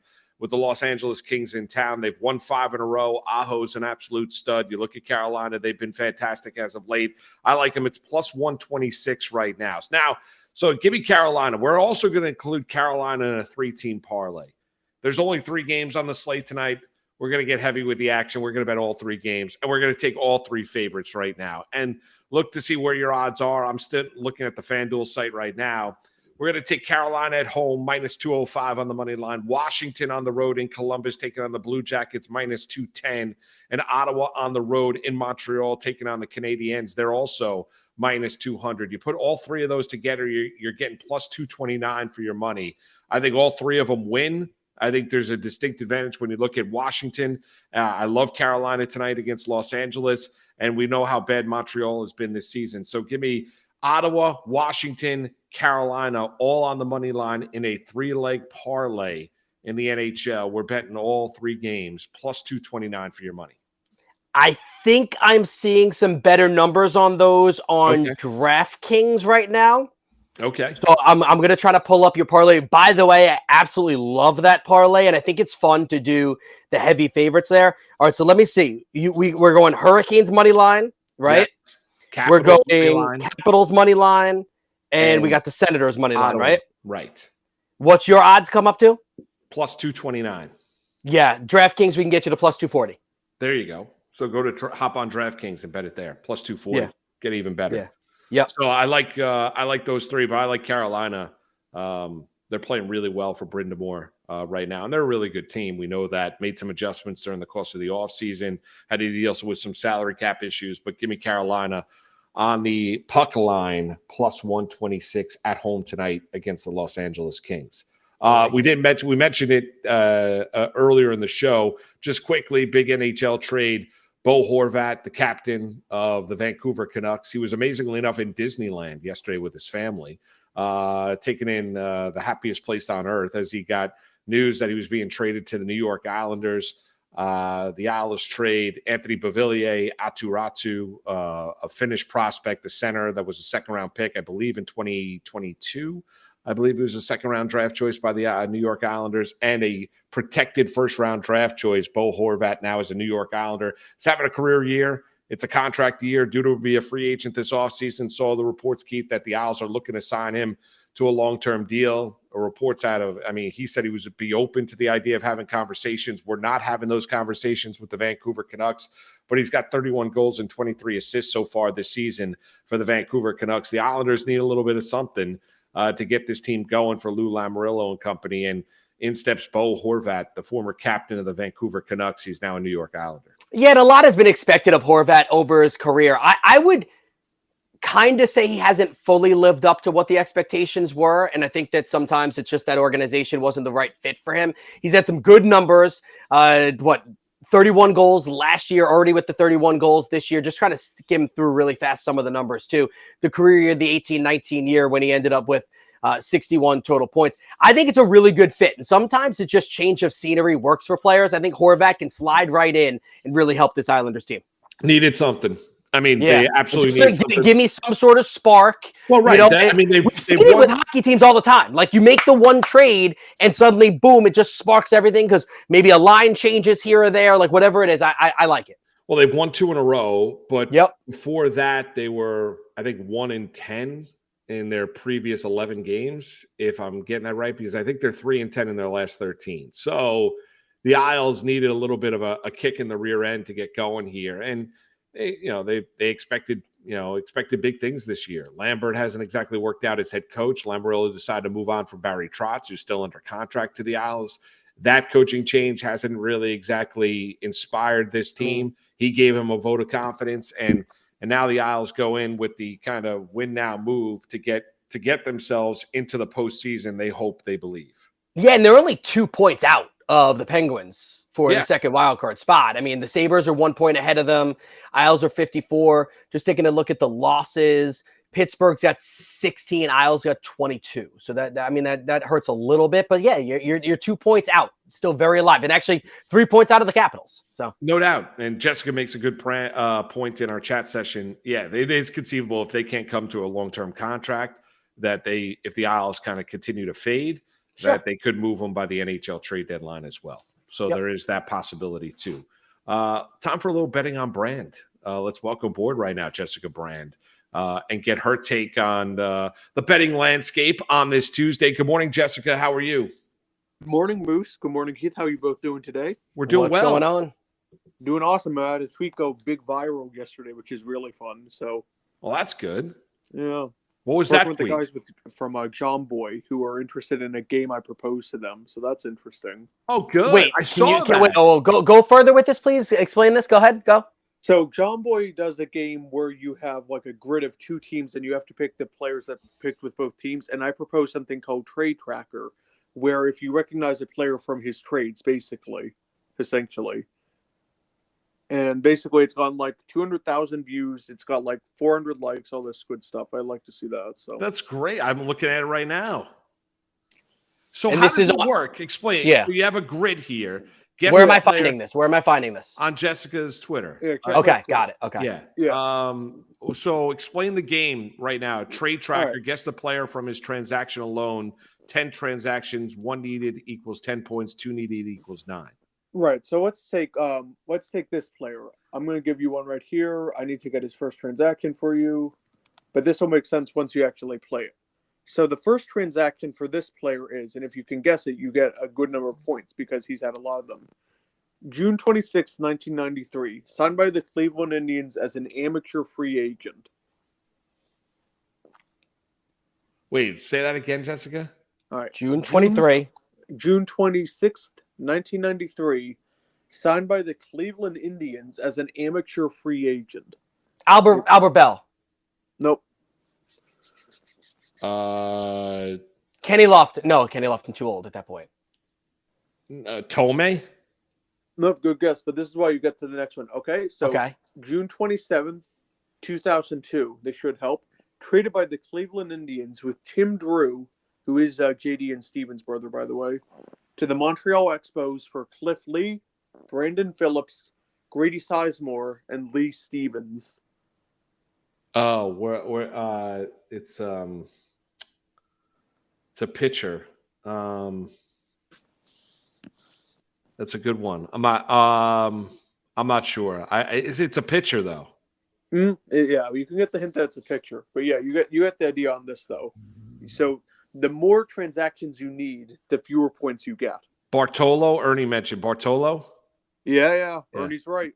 Ernie's right. Bartolo Colon. Good job, Ernie. Now, let me ask you a question. How would you do this and have people not cheat? So basically, what they do is they record it in a studio. That's the Okay. thing. Yeah, so they do it so you can't cheat because they have no electronics around. So Gotcha. the way they film it. I yeah. like that. That's a fun game. I like that. And are they interested in the idea? Yeah, they are. Yeah, because John Boy replied to it. They followed me back, and they said that they might try it. So we'll see. Yeah. Very nice. Love it. Justin Shackle is a friend of mine. If you want me to contact him for you. Yeah, that's cool. Yeah, I want to face. Max Jessica's on like, some of that's it. cool. I already spoke with John Boy. I don't need your help. Huh. No, that is cool. I'm not gonna be. Oh my! Did you hear that? Or, Moose, did you hear that? Yeah, that was like, I did. that's cool. Jessica, very Keith. dismissive of you, Keith. That was really dismissive, huh? I'm good. That was Always. I'm good. That was wow. That hurt my heart a little bit. What do you got tonight, Jessica? All right, so what if I hung up now, just as she was about to give us a?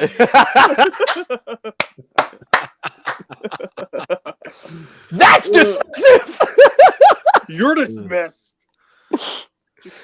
Go ahead. What do you got for us? Okay, so I got Miami and Virginia Tech over 142.5 at -110. It's good to -120, although you won't get much plus expected value at that point.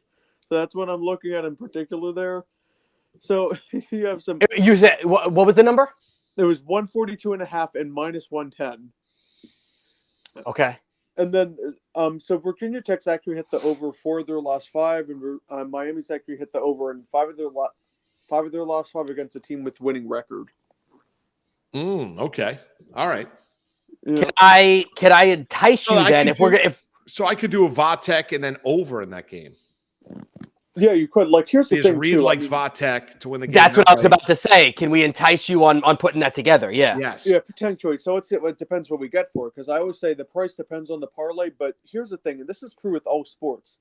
If you like the favorite and you want to parlay it with the side, then you want to pick the favorite if you want to pick them to cover. Because not covering implies that team struggles. And, by definition, you expect the winning team to try to get more points on average. Because that's why they're the favorite. So if you're favoring the dog, then take them then basically take them not to cover the spread. Essentially, So books won't really do it. Then why would you take Virginia Tech plus 3.5 and the over, put it together, it gets you to plus 264? All right, let me think about this. So plus 264 is equal to, I'm just going to do the percentage on this. Plus 264 is equal to percentage of 2747. Okay. Yep. All right. So let's see. What are the numbers individually? I'm on DraftKings right now.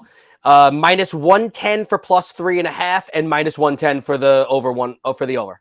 All right, so we're going to do, so minus 110 implies 52.38. So we're not going to do the Novig. We're just going to do this basic. So if you square that number, we get 2743. We're going 2747.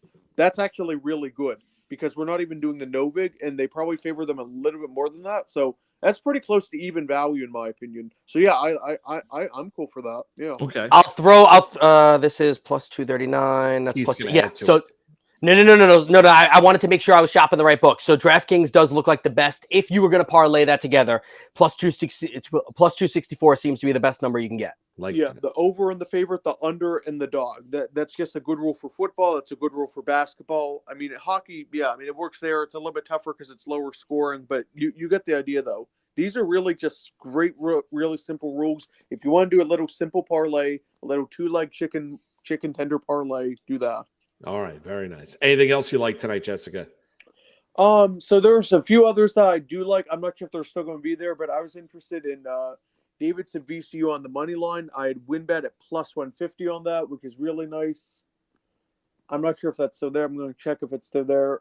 I wish more places would come there. Yeah, you can get Virginia Tech at plus 150 on the money line. I think that's decent value.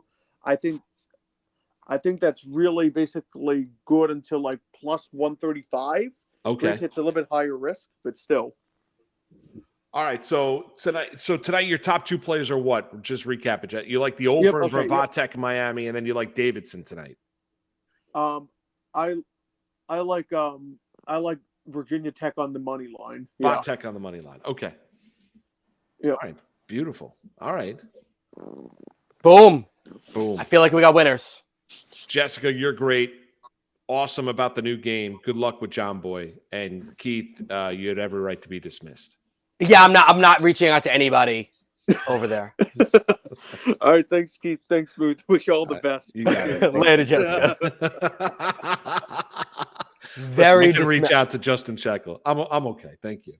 Yeah, I'm like he's like one of their voices. He's like the guy. They love John. I'm good. No, I like Justin and I. I know. Justin was my color commentator for high school wrestling back in the day for MSG Varsity. No, I'm good. Just like I'm all right. Thanks, Keith. I appreciate it. Let's get to talking some college hoops. Yeah, Justin once gave me the greatest compliment I've ever gotten in my career, my broadcasting career. Nice. He played to my vanity. You want to hear it? When I took over for Chris Mannix. Oh, okay. Can I? Were you going to try to dismiss me again? No. I want. Okay. You're like it played to my vanity. I'm trying. All right. How about this? All right, I'll set the scene for you. Okay. So I take over the drive time show, NBC Sports Radio, when Chris Mannix left. It was the Chris Mannix show. It became Calling the Shots with Keith Irizarry, right? Nice. So it was 3 p.m. to 6 p.m. each day, Monday through Friday. I was very excited. I think I'd put something on social media like everyone. You did that show at the Westwood Studios, right? Yeah, the Broadcast Center. Yeah. Okay. Yeah. So did it there, and then actually had a set. I actually had a setup because I had a studio at Hofstra that they allowed me to start doing my show from Hofstra, which was great. It was a lot shorter of a commute for me. It was awesome. So anyway. It was when my producer had moved across country. So they were like, well, we don't really need you guys in studio anymore. So if you want to do it from there, you can. He can do it from there. Boom. Anyway, so I get the job and I put out something on social media. And again, Justin Shackle and I have known each other for a long time. So he put it, I think, on social media, but also texted me. Boom. He gave me a big vanity compliment. Do you have any idea what it was? You're more attractive than Chris Mannix. No, but that would have been nice. No. Had nothing to do with making fun of another human being. It really was, it just played to my vanity. You have a great smile. Aw, thanks. No, that wasn't it. What was it? What was it? He said you're officially the most jacked non-former professional athlete on Sports Talk Radio. Look at that. I was like, yes! I was like, Justin, you're a made man in my book. Did you get a T-shirt made of that? I should have. You think Nick Ferguson would make a T-shirt for me that says Keith Irizarry is the most jacked non-former pro athlete in Sports Talk Radio? You know what? We're gonna find out next when Nick Ferguson joins us. We're coming back. It's Moose and Keith with you. Yeah. I don't know if Nick's gonna be making that shirt for you. I really don't. But you know Nick better than I do. Love Nick. I love Nick Ferguson. He's awesome. I love him as well. We'll get into that. Moose and Keith with you. Better Sports Network. Better Sports Network is sponsored by Lucra. Your 2023 prediction on the promo that we play was the Lakers was going to make the playoffs and beat somebody in the first round. Hey, I hope we match up against Memphis. That's not going to happen. I hope we match up against Memphis. And you'll get swept. Ain't no way we get swept. Sweep them. The Memphis Grizzlies would be swept. They would be laughing at them. If the Lakers make the playoffs with AD healthy, Westbrook off the bench, and LeBron, everybody's healthy, they will beat the Memphis Grizzlies 100%. We will be on Lucra betting on that game right 100%. now. All right, Better Sports Network is sponsored by Lucra. Lucra is redefining friendly competition. Compete in the games you play and the sports you watch with Lucra. Download the Lucra app right now to create a contest and bet against your friends in as little as 15 seconds. Use the promo code BSN when you sign up to receive a free $5 to play with. Winning is fun, and beating your friends is even better. Lucra is redefining friendly competition. Download the Lucra app today to challenge your friends and win money.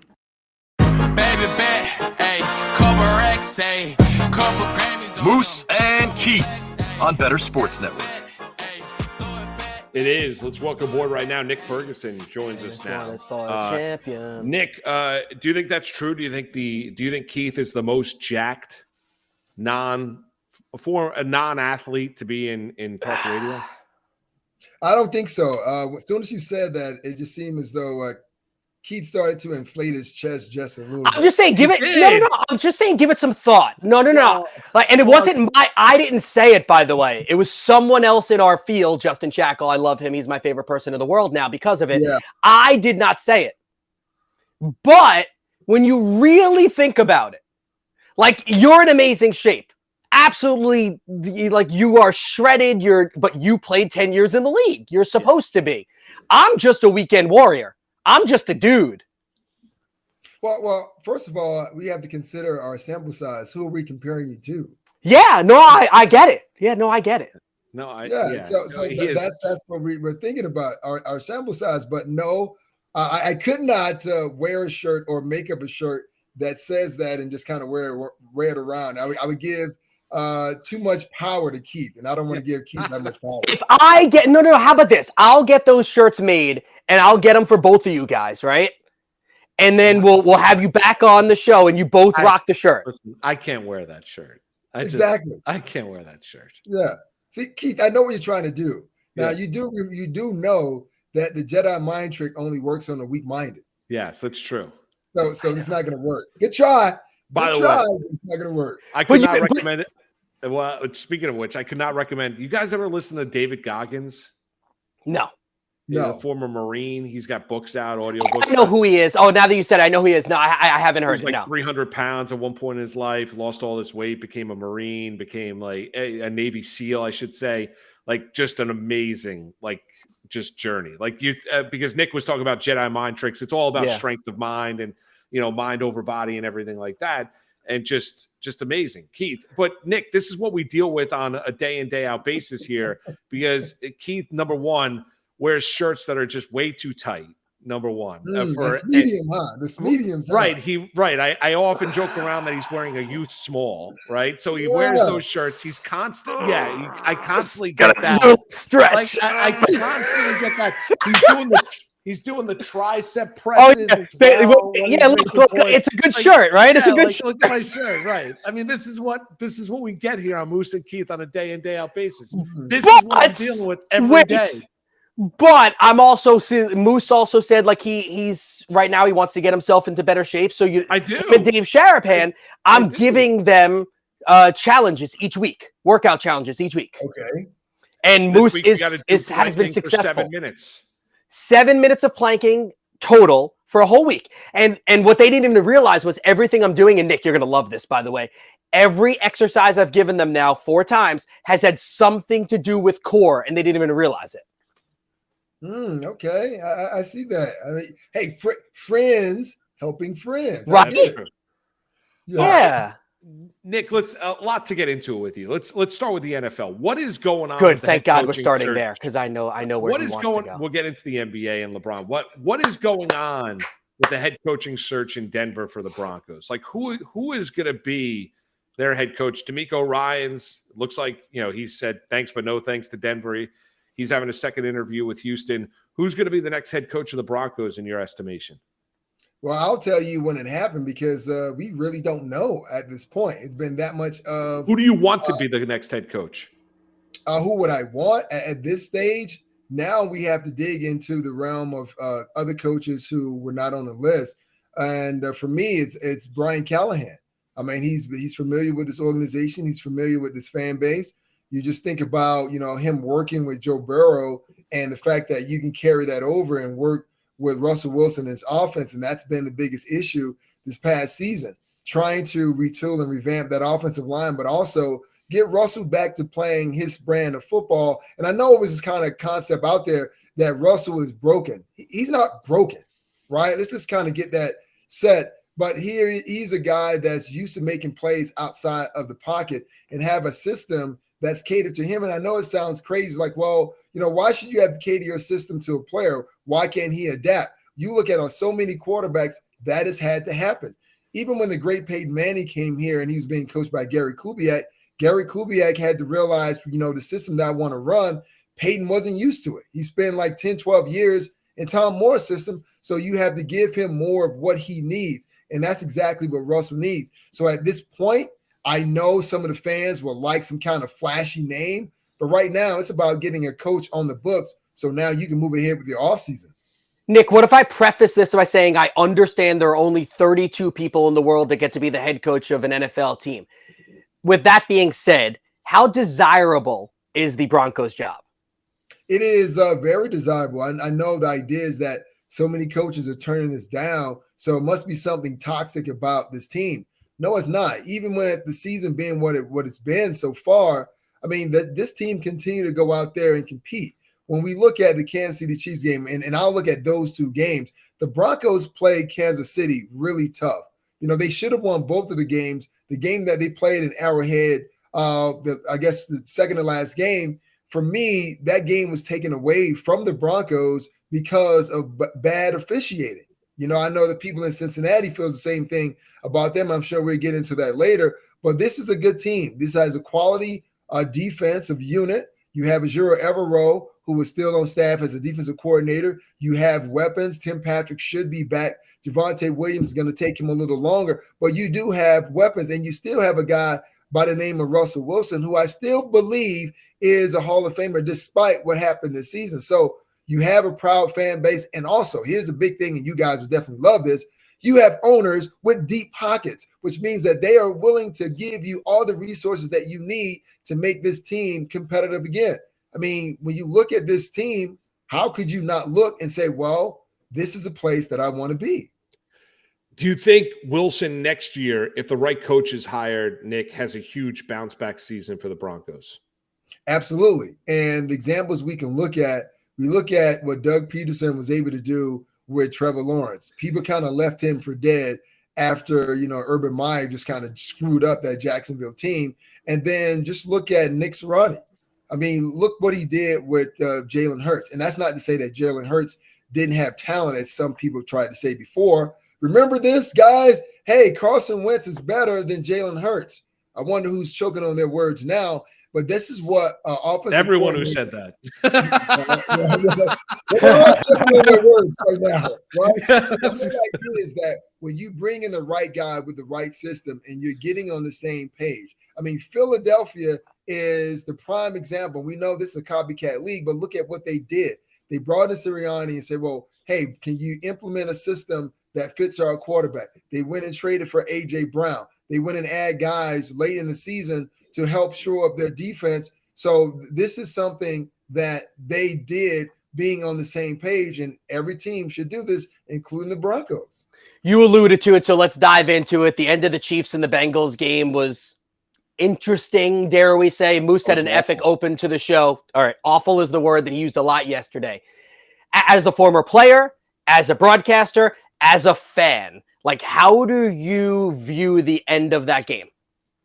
Yeah, I would concur. I mean, it was awful, and it makes you think about games being played in Arrowhead, so much so that fans have taken to social media to say that NFL games are rigged, because every time you play at Arrowhead, there's always some iffy type of call that goes in favor of Andy Reid and the Kansas City Chiefs. I don't want to push it that far because I know officials are people too, and sometimes they make mistakes. But when you know there's a glaring mistake, and fans now, they're more educated than they were before, and they see these infractions take place, and they're like, okay, well, something's going to happen. If the officials don't do it on the field, they're going to do it back in New York. And when it doesn't happen, it's like, wait a minute.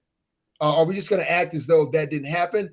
And for me, you look at the Joe Bocci clip in the back, which allowed Sky Moore to get around the corner, right? And then I can't remember who the DB was, but they called pass interference.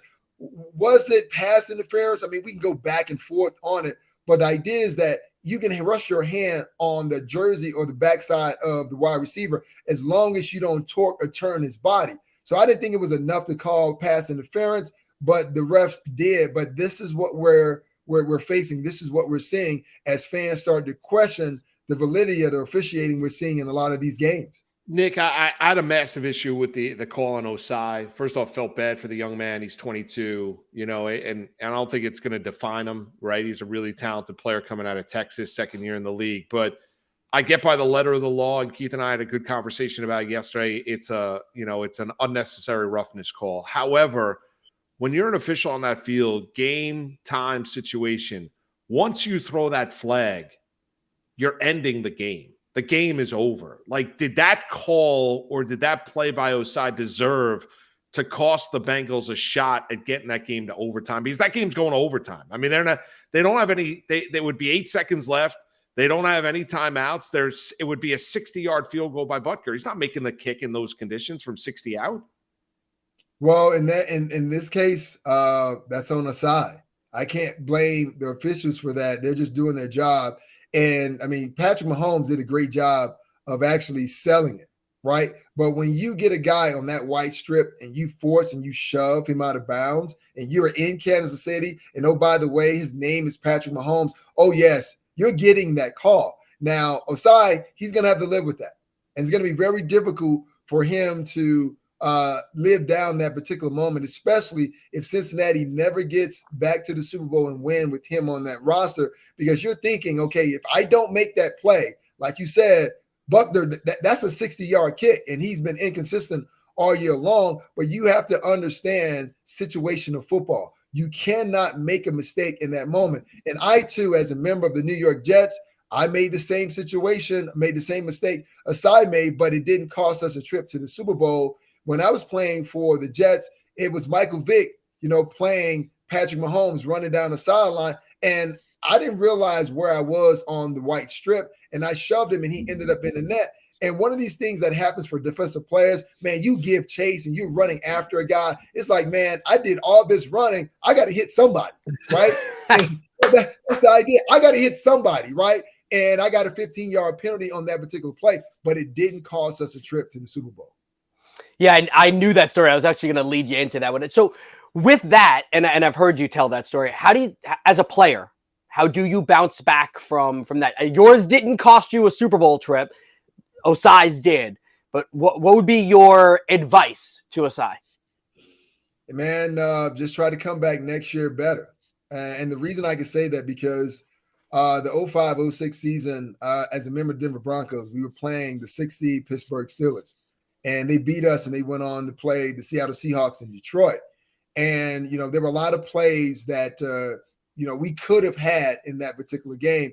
And for me personally, it was a Hines Ward catch right behind me where I thought I had great coverage and there was no way he was going to catch the ball, but he caught the ball. So I relive that every single year. This past weekend, watching those games, it just continued to replay in my mind how close we were. And I can never say that I went to the Super Bowl. I was a Super Bowl champion because of that play and other plays. So Asai's going to have to live with this.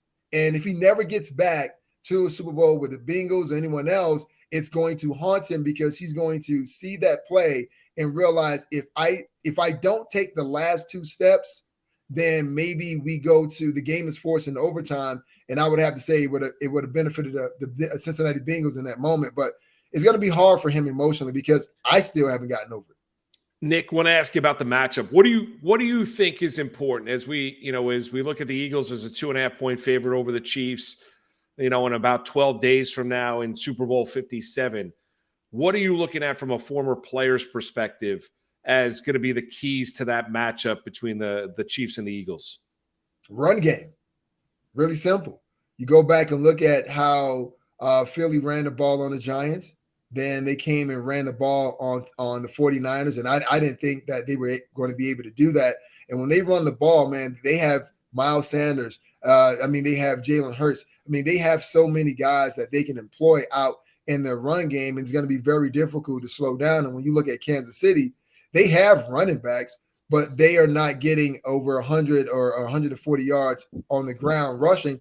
They use their running backs in different ways. They use them as pass-catching running backs, and Patrick Mahomes is going to need to run the ball effectively against this defense, and he's going to have to be able to eat clock time off the clock to kind of keep Jalen Hurts on the side, and that's going to be the key. We've heard it before in years past, is playing great defense and running the ball. This is where your run game has to step up. And we know both quarterbacks are very mobile quarterbacks. Patrick Mahomes uses his athleticism to get to his second and third read.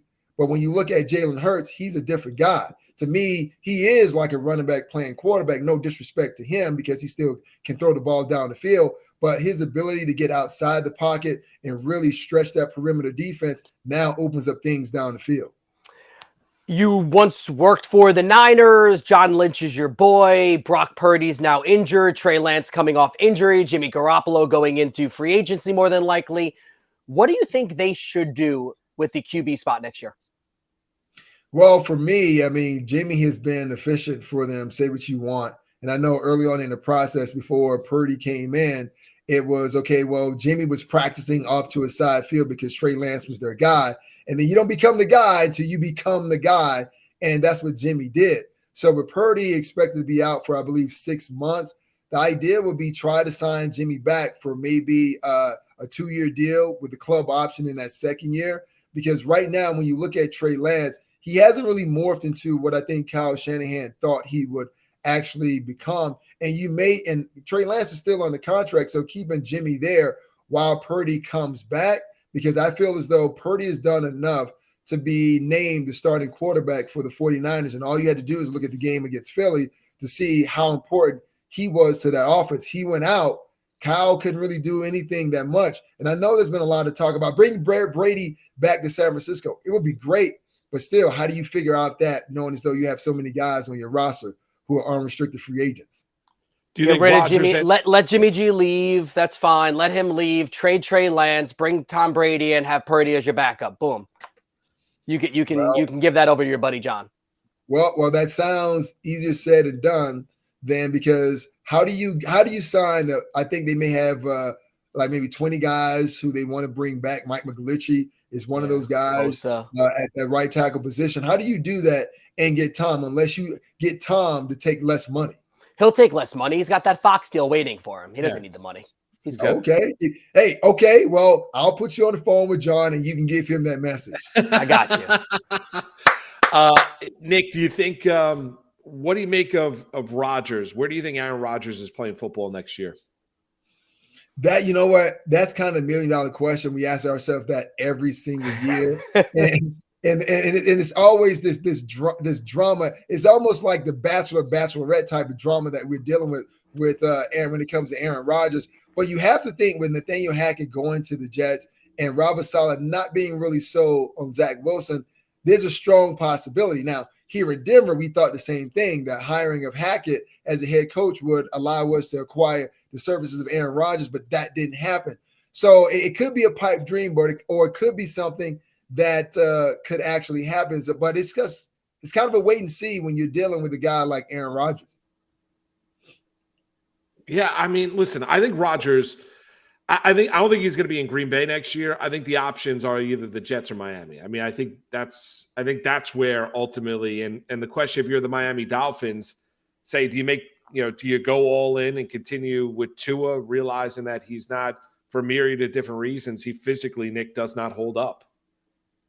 Well, the reason he doesn't hold up is because the game is a physical game, but it goes back to, how did the NFL and the Miami Dolphins handle the situation with Tua? Now, they're saying right now they're committed to him. He's our quarterback. But we know how this works, right? I mean, we can't count on a player if he's not going to be 100% healthy. And just like you said, health is always a concern with any player, but more importantly when it comes to the quarterback position. But here's what you're going to have. You're going to have two teams in the same division, two head coaches who know each other very well, and they're going to have to look at their roster, and they're going to have to give up draft choices, and they're going to have to give up top players to acquire a guy who may only have 1-2 years remaining. And he could do the same thing to you that he did to the Green Bay Packers. Go to your team. You give up a lot of trade value to the Green Bay Packers to acquire him, and now he's going like, excellent. Now I have you exactly where I need you, right? So now he's going to hold you for ransom. Do you want to do or put your fan base and your organization in that situation for what? The hope that you get to the Super Bowl? Because Aaron Rodgers has said it himself. He's not really concerned with Super Bowls. He's more concerned with MVPs. So LeBron James is having a monster season. He's 38 years old. The LA Lakers stink, but he's pretty awesome. Have you enjoyed watching him play this year? Yeah, I mean, listen, Keith, he's an extraordinary player. And anytime he decides to put his head down and drive to the basket, man, he's going to score at the cup. But except when he's fouled. I mean, okay. Jason Tatum said, well, it's a blur to him. He doesn't even know what happened, right? Yeah. And Jaylen Brown was just like, hey, you know what? Maybe that might have happened at the end of the game, but you know what? They will be all right. He's going to be all right. So, and seeing your boy, I know you love LeBron, to see him throw that adult tantrum, man. And man, I shed a tear for you, Keith. I shed a tear for you. So I didn't love the adult tantrum, but can I ask you a question? Go ahead. I'm going to ask you a couple of questions. Can you just give me a yes or no for the answer? Do you mind? Yeah. All right. Michael Jordan, one of the greatest players of all time. Mm-hmm. Kobe Bryant, one of the greatest players of all time. Yes. Tim Duncan, one of the greatest players of all time. Yes. It was really simple for me. You know what I did? I went on it's like YouTube, and I found these clips of those three all-time greats having total tantrums and meltdowns with referees. It actually wasn't that difficult. So what I'm saying is, it's a star-driven thing. I don't know. Steph Curry actually just randomly decided to fling his mouthpiece and get thrown out of a game the other day. I don't know. Stars in the NBA sometimes act like babies. Well, that has happened. But as I thought about this situation, this may sting both you and Shannon Sharp, but I'm going to say it anyway. Here's what you found out in that Boston Celtics game. It's interesting that you mentioned Tim Duncan. You mentioned Michael Jordan. You mentioned Kobe Bryant. With LeBron being somewhat on the last leg of his career, maybe Adam Silver and the league is saying, well, maybe you are not the guy, right? Maybe we don't see you in the same light we see a Michael Jordan or a Kobe Bryant. That's the only way that I can look at it, because like you said, it is a star-driven league, and stars get those calls. And yes, I have a screenshot of it. Did Tatum, his hand was right on the wrist of LeBron? Absolutely. We all saw it. Pat Bev grabbed the camera and took it to the ref. Hey, take a look at this. But that's what the league is saying. You are still not in that stratosphere of players. Sorry to tell you, Keith. I mean, the acting job was just off the charts, though. I mean, afterward, dropping to his knees in the regular season. I thought the line by Chandler Parsons yesterday saying, if my dog got ran over by a car, I would never react that way. Well, I find that hard to believe because so do if I. you don't react that way, that means you really didn't love that dog. I know. I agree with you. Like, if my dog, I mean, like, didn't love that line, yeah. Yeah, I didn't love that line either. But, I mean, the point being is that if you're a LeBron James, should you really – now you're getting clowned by NBA players have to act that way. for reacting the way you did on Saturday night. No, he did not have to act that way. I agree. I said yesterday I'm a big LeBron apologist. Nick, you know this. Moose knows this. I am – I couldn't stand up for that movement, except for the fact I just wanted to remind you that other superstars have done similar things, and YouTubed it and found them. I knew you were going to go in that direction, but what we're seeing is that at this point, maybe they're not looking at LeBron in that way. The early years of LeBron, he was getting those calls. Now the Lakers are not getting those calls, and you're playing for the Lakers, a franchise that everyone knows, but the team as a whole, they don't have a great record. So when you don't have a great record and you're a great player on a team that's mediocre, you don't get those calls. You just don't. That's the way it is, Keith. He's also more physically imposing than people, a la Shaquille O'Neal, which is a reason why Shaq didn't always get the calls. So this is another key justification, right? That's what you're giving, right? That's what you're doing right here. I mean, I'm just telling you truth. Well, I mean, that's your truth from your point of view. Yeah, it feels right. Yeah, I knew it would feel right. Feels good. It feels good. Yeah, it's a safe space, as Moose says. Exactly. Safe zone. You don't get those calls, man. Trust me. The Broncos. I go back to the Broncos playing in Kansas City, right? The Broncos should have won that game, but the officials were saying, "Man, you don't have a great record. We can't allow you to get out of Arrowhead with this victory." So you're not going to get those calls. Nick, is preferential treatment as a player. As a player, when you went into on the road in games, did you as a team believe we're going to have to overcome the officiating as well? Yeah, in some places, especially, when we went to play Tom Brady in Foxborough, yes, of course, we're playing in Foxborough. We're on the road. We're playing against Tom Brady and Bill Belichick. You got darn right we felt that way. But as a player, I couldn't say that because if I said that before or after the game, I get fined. But guess what? I don't play anymore, so I can say I can say it, right? It's true. Look, it's bad enough when you have to go out and compete against top competition. It's even worse when you have to compete against the Zebras, man. It's tough. I can say it. I love it. Nick Ferguson, you are the man, and I love how much you love LeBron. Thank you, man. Appreciate it, guys. You got it, Nick Ferguson. There he is.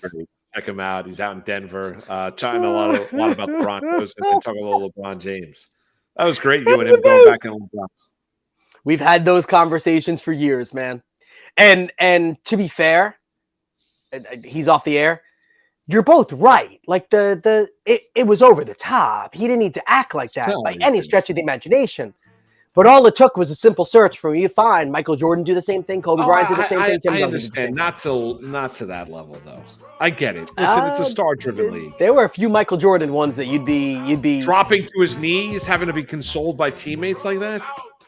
Hey, tears were shed. Sure. We'll see you tomorrow at 10. Moose and Keith. Keep it locked right here.